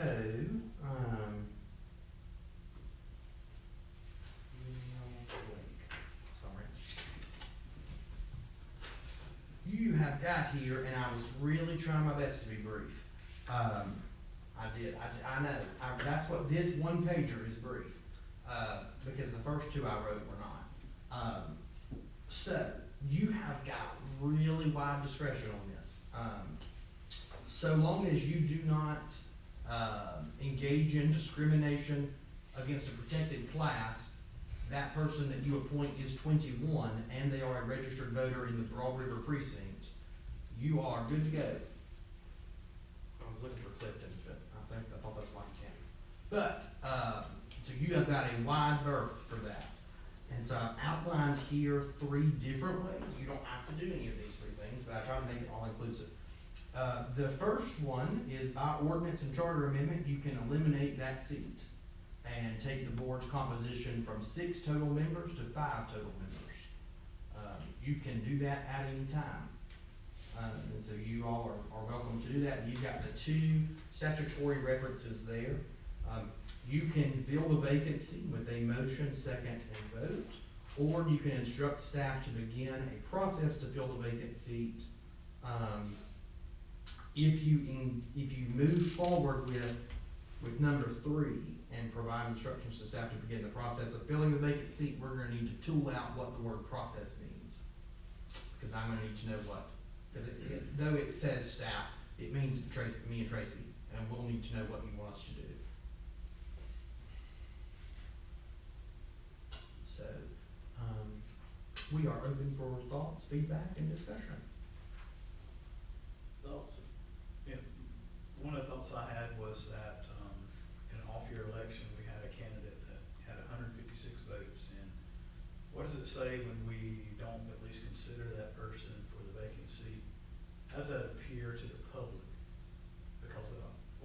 156 people, he said that person should be in my seat or in Pat Lipp's seat. And so, in my opinion, I would hope that we would consider Justin Davis as a potential to fill that seat based on off-year election that 156 people wanted him to be in that seat. But I'm open to any other process and any other discussion that the council might entertain. But having spent 12 hours with him and had some great conversation, I think he would be a good fit for us. But I'll just throw that out there, and that's just my personal beliefs and opinion about it.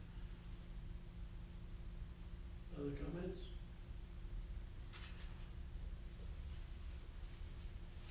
Well, I can agree with Marty. I mean, we had a third person run, and there is an open seat, and I would have potentially been in that position 8 years ago, just like I could have been in that position this year as well.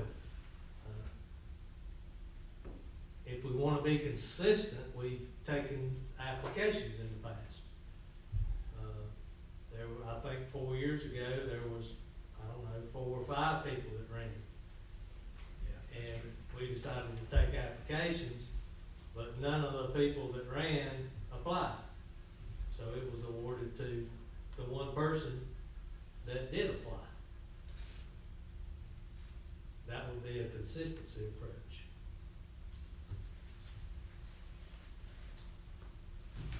And that's when council appointed Mr. Edwards to fill the vacant seat, which at the time was vacated by Councilman Thomas, who had ascended to the lofty position of mayor. And I think the one before that was when Councilwoman Mary Dixon resigned. Yes. And It was overdue, didn't it? well, and then you all were scraping the bottom of the barrel that time. But now, I'm pretty sure I'm correct, this would be to fill my unexpired term. Yes, sir. Sometimes it says to the next election, but that would be Yes, sir. 2 years. 2 years. And so, because your term actually does expire then, you know, sometimes I think last time, because it was an unexpired term, there was one where Tanya Gant, and I think it's Robert Pitchford, had a side race that was for the unexpired term seat. And then there was a more generalized race. That would not happen in this case, because that term is actually expired. What's pleasure? Pat talked about consistency, so the time that you took over, was that an application process, or were you just appointed at a meeting? Do you remember how that took place? We came and spoke at a meeting. I think the consistency process, that, you know, if we could set precedents, and maybe basically, could we come up with a rule going forward, that this is the process that we're gonna go through, and then we wouldn't have to sit here and go through this ABCD situation. So, Yeah, well, we had that discussion, I don't know, a few months ago, but we couldn't come to a consensus, but I agree. and I think Mr. Davis probably would apply and most likely get the position. I mean, I'm just, based on what I'm hearing, but from the consistency standpoint, maybe take the application process, and then maybe after that, make a rule, or the way this goes, if this happens in the future, that's the way we're to do it. That's what I'm thinking. Well, I'm sitting here thinking who would be interested in that position? Evidently, Justin was interested. That doesn't mean somebody might have changed their mind. They won't go through the process of campaigning and get their name put up there. So I'm just sitting thinking, well, let's open it up and see who's interested in it. We know who was interested at one time. Now, there might be some more people interested, but they're not gonna go through the process of being campaigning and all that. So that's my thought on the thing. Yeah, which takes a lot of effort, and it also takes some expense. I mean, it's not cheap. Yeah. And my question to you and Councilman Thomas would be, what if the roles were reversed? You still feel the same way? I mean, you still feel the same way that we should take applications?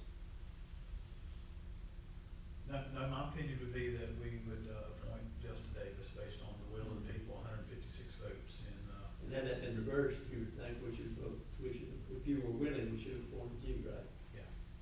Or Pat. Okay.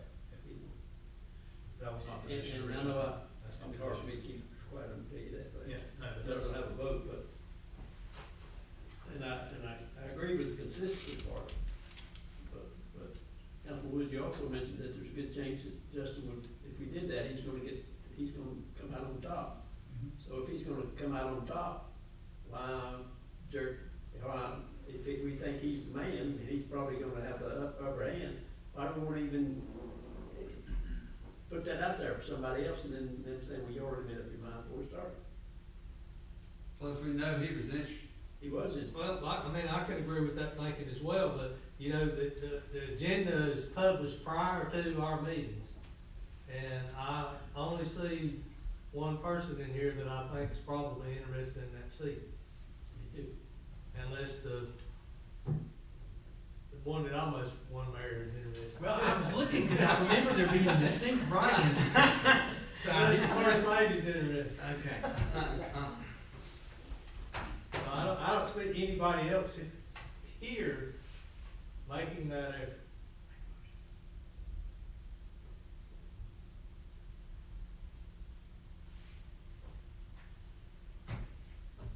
And I think we're all making the assumption that Mr. Davis is interested to see. I mean, he's here tonight, but is it out of turn that we hear that from him? That is perfectly fine.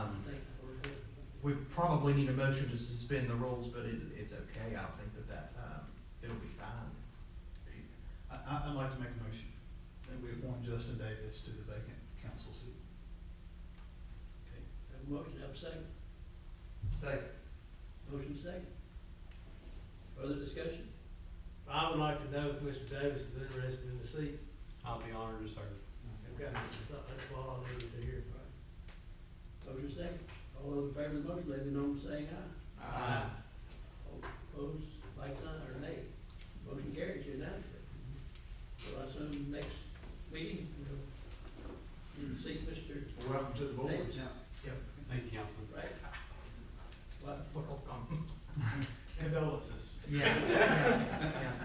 We'll send a flower. Very good, very good. I walk my place now, where are we now? Comments, Comment? Are you gonna talk about our new little handout resolution? Yeah, I'm trying to talk about why you got it down. So, you have got a resolution in front of you, and I do not have it in front of me, and that's my fault. But I remember distinctly being on the phone today at 5:30 with someone from I was stalling for time, I don't know if y'all could tell or not, but Tracy can read my mind. So on the phone with Division of Water Infrastructure today through North Carolina DEQ, and they informed us that we were eligible to apply for this grant. And it says, there's obviously a lot of language here. I know that you all hate when I drop things in on you the day of. I hate doing that, I promise. I really try not I to. think we'll excuse you for a second, where we're. Yeah, but if you're gonna give us money, Well, that's- anytime you want to. And anything that came of this will come back to you with a dollar figure. And so, you will see it again if we get it. But this would help us with the, lead and copper, they've changed the name, lead service line inventory and replacement. So if we were awarded this, it is not called a grant because it's through DEQ, and the Division of Water Infrastructure. They do not give grants, remember, they give principal forgiveness loans. Because they're not allowed to give grants through the EPA. So this is for a loan application for principal forgiveness to look at our lead service lines. We don't have any, we already know that. But it's looking at the other, parts of those lines, so the goosenecks that lead from the service line itself to your water meter, to your house. So this would be an inventory of those, and then we would, have funding to replace those if we found them. And it's up to $2 million, for that. And then it will also allow us to do an inventory of our water meters.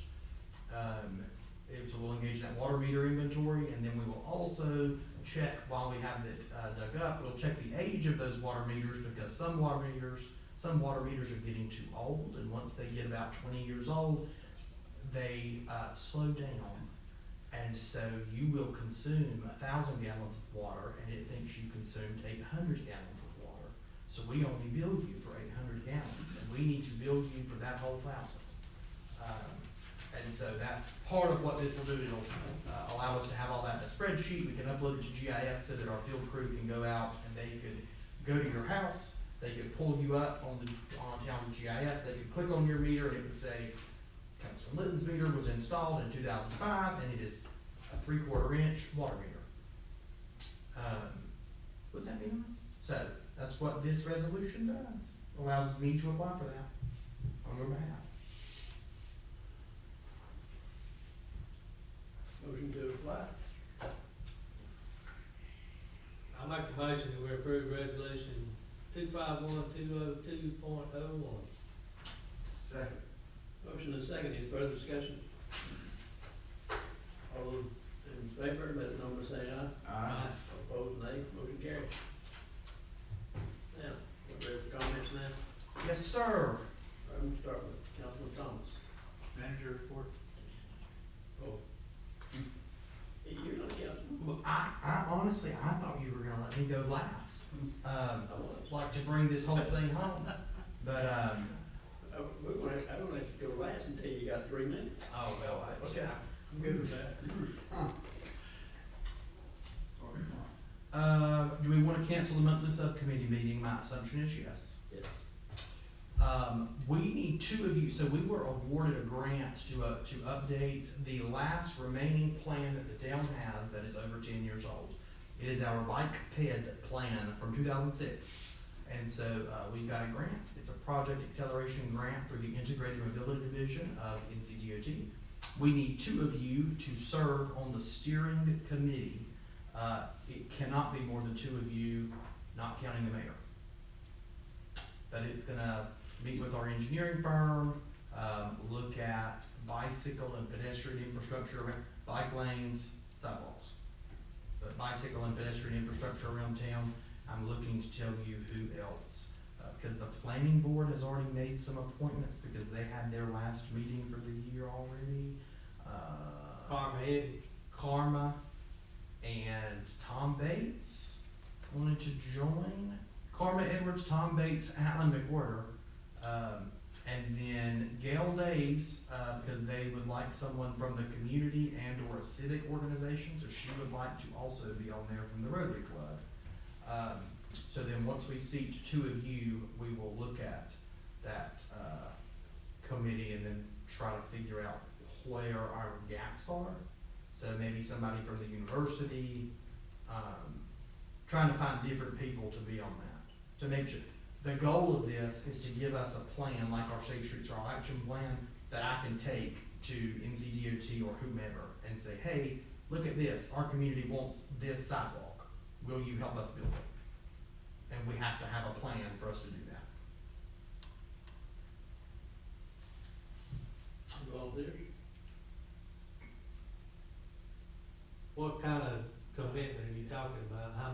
How many meetings, what times, and all that? They are, so they should be about an hour to an hour and a half. Some of them will be in person, some will be virtual. We usually have them either at noon or 2 o'clock, but we'll send out before we've not scheduled the dates yet. Once we get members of the committee, we'll put out the dates. I think the maximum number of meetings is 3. I'll volunteer for one. They'll probably do they usually, they do the thing where we all come in and do stickers. They like those in-person sticker things. Yeah. You know what I'm talking about? You got Ron's volunteered. I'll be glad to serve. Yeah. That gets Ron Pat- and Marty. that gets Pat off of it. Yeah. Do we need a motion for that? We do not, not unless there's some staunch opposition. You got it? Pat really wanted that. Pat? No, I'll play the full-time job, retiree people go ahead. There has been, so I know that we just scheduled your calendar. There was discussion about having one of the work session meetings and going on and planning to hold that in either January or February. So that would either be the 13th or the 10th, to discuss topics for our strategic retreat in February. so that we could get a clearer get a clearer understanding of exactly what all we're gonna be looking at. And specifically, what I mean is, looking at the downtown master plan, looking over this, because at that point, we'll have the strategic plan in our hand. So we can really look through that and talk about what you all wanna do with it, how that's gonna affect, how the staff have oriented. And then we would use that useful information so that I could then plan a strategic retreat that better helps us move into budget season. Does that make sense? What date you say? Either January 13th or February 10th. Those are, Saturdays? Those should be Tuesdays. Tuesdays. Yes, that would be the work session meetings that we've already scheduled. We just are gonna know in advance we're planning to meet. Be a week after our regular meeting, Yes. January or February. Either of those dates work for me. And I think for context, February 21st is the strategic retreat. That is on a Saturday. So if we could do it in January, that would be the most helpful, but I also don't want to. I think it'll be appropriate. Okay. Thirteenth, Yeah, January 13th. I'm good with that. Okay, so we will plan for sure on meeting January the 13th. 5:30. Yes. 5:30. No, we canceled one for next week. 5:30. For December, yes, 5:30. And I promise I'll keep it to an hour. At 6:30 leave. Don't wait for you, you Yeah, can't keep. I'm gonna keep it Really? at 6:30 leave. And you're gonna send us information about what we're gonna discuss? Yes, sir. Great. That'd be wonderful. Now, I do like to keep some surprises. I don't want you knowing it. I like to do a little razzle dazzle every now and then, but okay.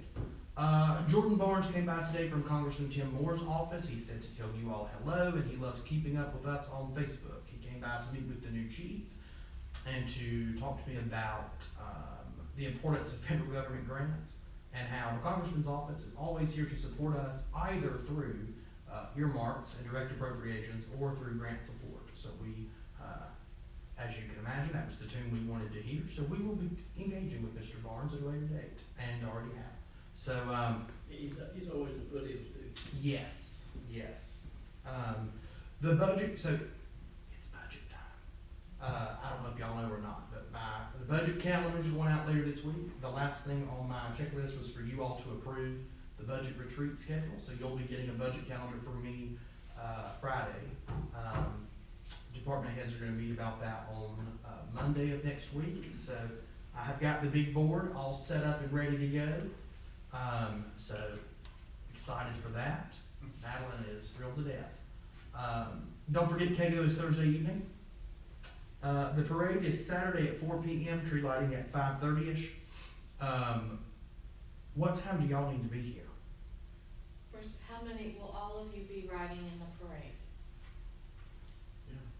Yes. Yes? Okay. With the parade starting at 4, if we can have you meet back here at 3:15, then we'll move you, put you in your cars, and have you go and get in your spot in the lineup. Don't turn your back. Not really. Well, I think we own cars. Yes, sir. I think we ought to have Justin Davis in there with us as well. I mean, if we've appointed him tonight, and I would like for him to be there, I understand he has small kids and a family, you know, if it's, priorities are priorities, but if he would like to be as a part of that, I would want him to be there with us as well. Mr. Davis, are you available Yes. for Saturday's parade? Yes. You got your wave down pat? No candy throwing. No candy, yeah, you're candy. Now my Hey, you did ride my 1-year-old car, has it there's down no pat candy perfectly, throwing so anywhere she in can my just car. wave all the whole entire time. There's never any candy thrown in my car, I don't know lie. We have a street sweeper coming through afterwards in preparation that, Mike said, you know Tommy Green's gonna throw candy, so I've already scheduled a street sweeper to come by. So, Lord, I just tossed. Well, I think that would be just a symbol of solidarity. Absolutely. If Justin was there with us, and as we started out his new endeavor with us, just to be there. I did have a question today. If it rains, are we gonna cancel the parade? No, it's a rain or shine event. As of now, it's 24%. That's No, better it's than now what it was Saturday. a few days ago when it Better was what, 60. that's better what Back and Friday forth. did. That's better what Friday did. Snow, Looks like pretty we're soon. We're doing a lot of prayers for no rain. I understand the Shepherd parade was pretty good. Haley and I are having nightmares about the parade this year. So- We've got a golden phone in the back, it connects to the Lord, we've told him, hey, cancel the rain. It's fine. It's gonna be fine. The Shepherd parade didn't go as well as it wanted, and I couldn't help but just feel a little bit good about it. Just over our day. Did y'all settle on a time, because if you did, I missed it. 3:15. 3:15. Yes. In the back. Yes, Okay. sir. I will not remember that, so, cause I'm not with y'all, so just FYI.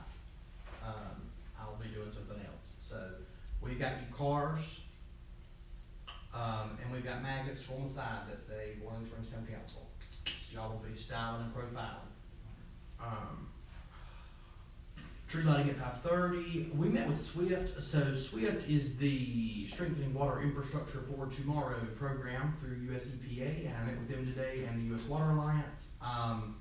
They are working on strengthening our infrastructure, but the big thing, especially the Water Alliance does, and I know that you all got an update last month related to the capital improvement plan for water and sewer infrastructure, and we looked at in the preliminary schedule that the engineer's gonna present, suggested a 10.8% increase across the board on all rate classes.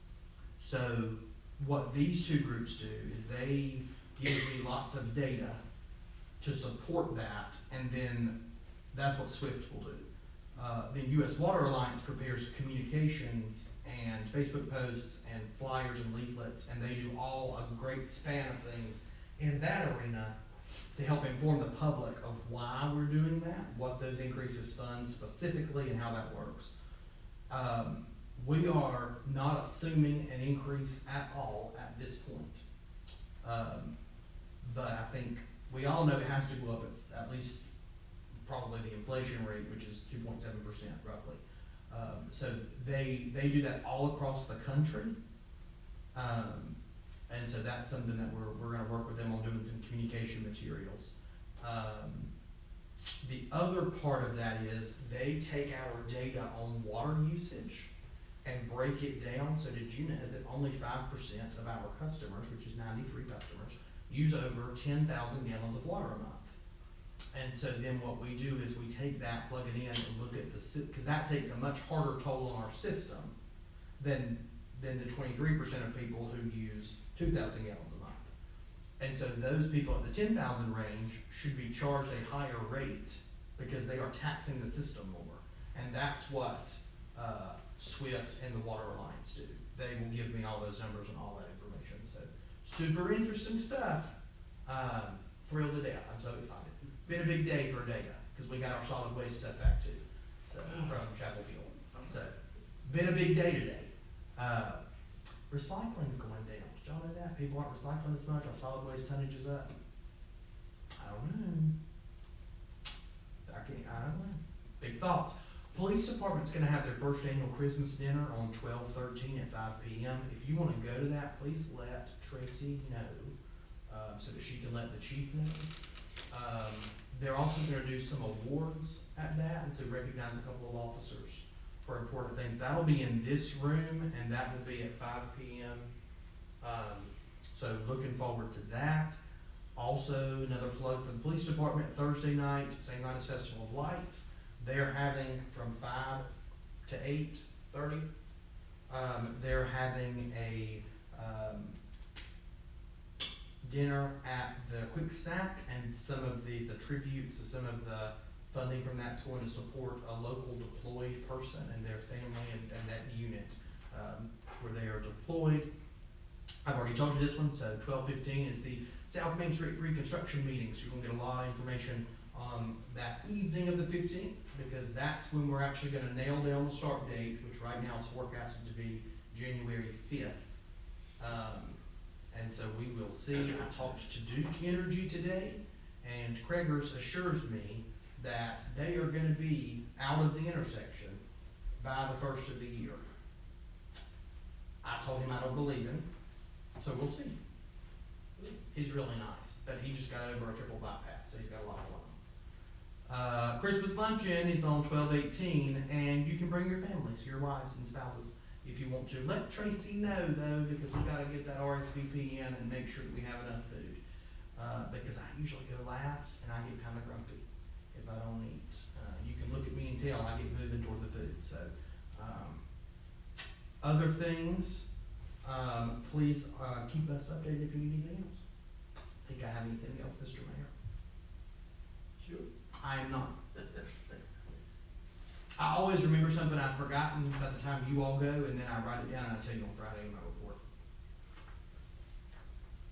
All right, Councilman Thomas? All right, thank you for the hard work on all the things that we've got, so many different moving parts on this thing. From swearing in the mayor, I'm so happy, that we have Tommy as our mayor and Pat as our mayor pro tem. I know they're gonna do a great job, so congratulations on those, victories and disappointments, and, yeah, I just think we're in a really good place. Gardner Webb with a strategic plan, the work that kept popping out as I was listening was collaboration with, the university and the town and other stakeholders and other county entities. And then just the whole idea of respectful growth still. I mean, we've got to continue, and that's, you know, when I thanked everyone for supporting me in the campaign, I was like, now let's get to work. I mean, we still have a lot of work to do and to recruit business, like Tommy mentioned, you know, putting together a team to go out and get into another grocery store. Staying on top of retail strategies, staying on top of these strategic plans, and all that boils down to the things that they're satisfied with leadership, they're satisfied with the safety aspect of it, and thank you for the police department for keeping crime low. But we've got some areas to work on, so I just appreciate how hard everybody's working, and look forward to the next 4 years of dedication and hard work. So thank you. Sorry. I do have something else. It was Sorry, sticky note. you're out. RSVP for Tracy, if you wanna go to the Garden Web basketball game and you want her to coordinate that for you, please let her know. Is that, do we all go at the same time, or is that any, Do we have a I, date? no, is it any game that y'all wanna go to, Nate will make those arrangements, or his people will. So my advice would be, don't all go at the same time and then talk about town stuff. Because Tracy will have to come to take minutes. But if we sat on different parts in a stadium, that's. Right, then you could just yell across, I think that's not simultaneous. we haven't done that though. We've done that before, We did that we one. didn't talk anything about the town. We done that at Dr. Downs, we all went, and they done.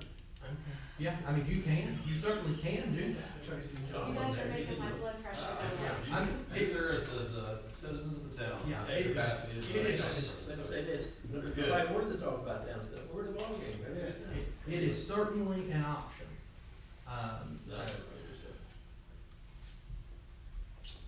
And I think we, if we're interested in basketball at all, I think we should take them up on this, because I think that just shows, you know, that we're interested and we want to be a part.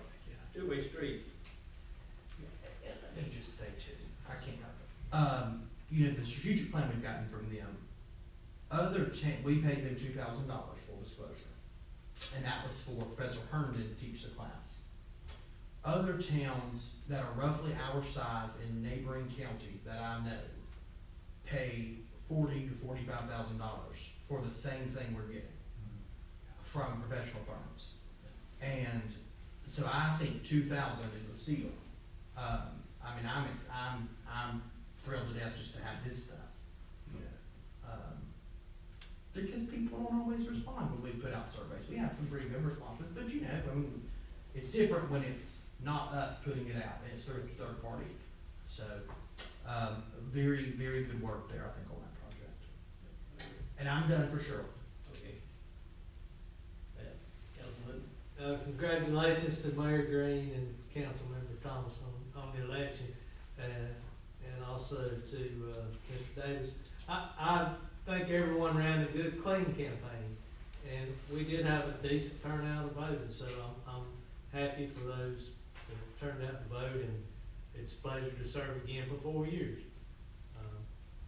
Only other thing I have operationally is, it looks like the leaf pickup is staying on schedule, and I do appreciate that. We have a part-time employee who's helping us with hurricane debris. It's They're Andy doing a good Skates. job. So that's all hurricane debris, so. Thank you. Mr. Wood?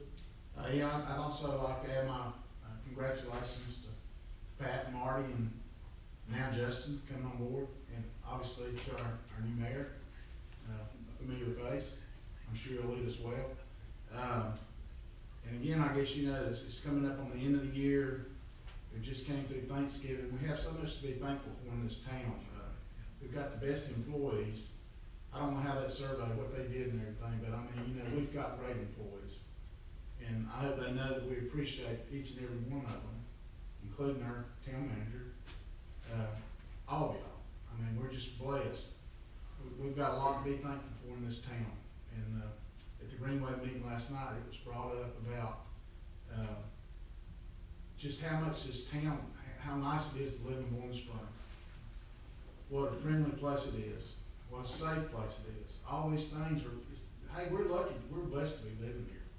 And to be serving on council in this town is an awesome opportunity not to be taken lightly. So that's that. And then on the Greenway part, for those of you that have small children, or if you have grandchildren, or you know anyone that at the Robert Greenway at the Pfeiffer Cabin, this is coming Sunday, from 2 o'clock to 4 o'clock, Santa will be at the Pfeiffer Cabin. They've got hen bells, they've got refreshments, they've got some of the local churches are gonna be involved, so it's gonna be a pretty cool event if you get a chance to bring your children out this Sunday from 2 o'clock down at the Greenway at the Pfeiffer Cabin. That's my comments. Guys, it's an honor to serve on this board. I asked, Daniel, I said, I think Tommy's the 18th, mayor, if you count the pictures on the wall. And the old. Yeah, right. But, Justin, congratulations, good counsel. I think the year 26, it's gonna be something. We're gonna get some dirt flying, and I think, you know, it's gonna be rewarded. I think the people have spoken, as they voted for y'all. And I always say, hey, we're blessed by our staff, and our leader, it falls right down. We're blessed to be in Bowling Springs. Sometimes I don't even lock my door, chief. That's a true story. Patty gets on me all the time, but I feel so safe. I mean, not that I don't lock it some, but. It should be tempting, it should. I appreciate the staff. You know, I always get, the thanks, but I think this board's a solid board, very knowledgeable, and Daniel talked about it, and I believe it too. Thanks for taking care of us. We get very few phone calls, even in the community, because our staff takes care of us. We're talented with our staff and our leadership. I'm honored to be on this board and appreciate it. That's all I got. Merry Christmas and happy holidays. Well, I guess that gets down to me. I need to first recognize my wife. You know, how many women do you know who would sit here through, one of the longest meetings we've had in a while on our wedding anniversary? Happy anniversary. How many years has it been? 36. I have heard of death by 1,000 cuts, but, goodness. Wouldn't be here if it wasn't her. I meant to say that earlier and I got kind of carried up there. Would like to say, Councilman Davis, that we're glad to have you, and I think the board made the right decision. I was hoping they'd go that way. You ran a good campaign, and I think you'll fit right in with the board. And I'd like to offer my congratulations to Pat. I'm talking now, I'm not saying Councilman, I'm talking to Pat and Marty. I think we've got a good council. I am honored. I'm honored to serve as the mayor. I mean, I just mean that sincerely. I consider it an honor. It's one I never, wasn't on my radar, you know, because I felt that Daniel will be in this seat for, at his age and everything, he's doing a super job for a long, long time. But I remember the Saturday afternoon, I got that email from him. I mean, I got a big lump in my throat because I just didn't see that one coming. I don't know how any of the rest of it do consider it an opportunity and a privilege to be the 18th That's what, Danny went out there and counted. 18th mayor down Bowling Springs. Oh, Town, I no, grew up no, in town, I love it very no. much, and I hope I can make you guys proud, and I think we'll all work together, and I think it's gonna be a good year. I think my job's gonna be easy, as long as you guys, I'll take the credit, you guys do the work out there. The way it works, I do consider it an honor, and I wanna say the staff, the guys, I see them out there, it's cold and wet, and they're getting the leaves up, getting the trash up, and I gotta tell you right quick, I'm cold natured, I was out here putting up the Christmas trees and decorations above and beyond what they're hired to do, and I know that everybody here does a super job. And I think the survey, indicated that. So, not saying, I don't know if we've ever done this before, I think it might be good, maybe we could send a Christmas card to all the staff. All of us could sign a Christmas card or something, send it to the staff. What do you think, you smiling? No, that's fine. What are you talking about? No, nope, that's good. Christmas card is excellent. I was afraid of what you were gonna say. What do you think? I was not sure. I was afraid you were gonna say something that would require a budget amendment. Well, And so that's why I initially was like, Good, so well, I thought, I'd be in favor of that. I think it'd be good if we just, it's just something to show them, we appreciate them, and, if you see them out there, tell them. Yeah. I told some of the guys out front the other day when I came in that, appreciated what they've been working hard. And, so. I keep a tally of the calls I get and what they're about. And I've actually, my call volume that's gotten to me has actually gone down. And I don't know if that's the season or if it's, because with it being leaf season, typically I get more calls about my leaves and limbs. But I've not actually gotten, my whole total volume, I don't know if somebody else is getting them, there's not getting to me, which I don't think is it. Because they typically, if they want to get me, they typically do. And so I don't know, I think they really are firing on all cylinders, especially our frontline people that you see out every day, our police officers and our, and Mike's crowd, water and sewer and all those departments Mike has under him. The only complaint I have about the leaves is, I don't have any trees in my yard, but we rake leaves 3 times. Connie has. It's true, isn't it? Well, that's true. But she always says, and she actually, the other day said she wondered if maybe they're getting ours because of I'm gonna be the mayor. And I said, well, I certainly hope not, and I don't believe that, because I see them every day, they go right up and down the street. And I would tell them if they're just getting mine and nobody else's, don't do that. I'm just a Joe Blow when I'm a citizen like everybody else. And I don't think they do that. I'm not only thinking that. They've always got it. They do I don't work. think that they do that either. And if they are doing that, they know that I won't like that, no offense. I don't like it either. But, yeah, no, we I don't. don't like it either. The weird thing about the government is we treat everybody equally without fear or favor. Absolutely. And so we don't, no, they'll know, they actually lectured me one day, one of them did, because I did my family unit in our 2-person household had not bagged all of our garbage, but we cleaned out our car and just put stuff in the trash can without it going into a bag, and that's in violation of the town's solid waste policy. And so they said, hey, do you realize that y'all had a bunch of unbagged garbage? And I said, I did not. But, so that we do that. We turn off people's water. I'd also like to say that I'm not getting started off very well. It's 9 o'clock, we're still here. I know, let's say something about that, let's get this over with. Let's do it. I'll go with you. Don't matter to me. Madeline does not wait for me to come home, I promise. Well, But we, that's the way for me to. well, y'all are going to eat. We do have a closed session on the agenda tonight, Mr. Mayor, to consult with an attorney or with an attorney employed or retained by the public body in order to preserve attorney-client privilege, but it's not for that, it's for finding,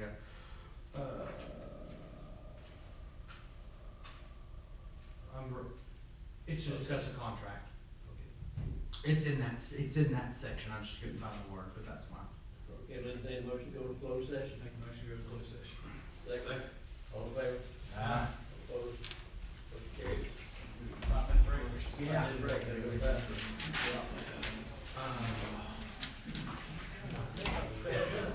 Sound like they might. I'm out front. Well, she was playing her college. I'm interested in those I'm sure they enjoyed it, so I let her take a push.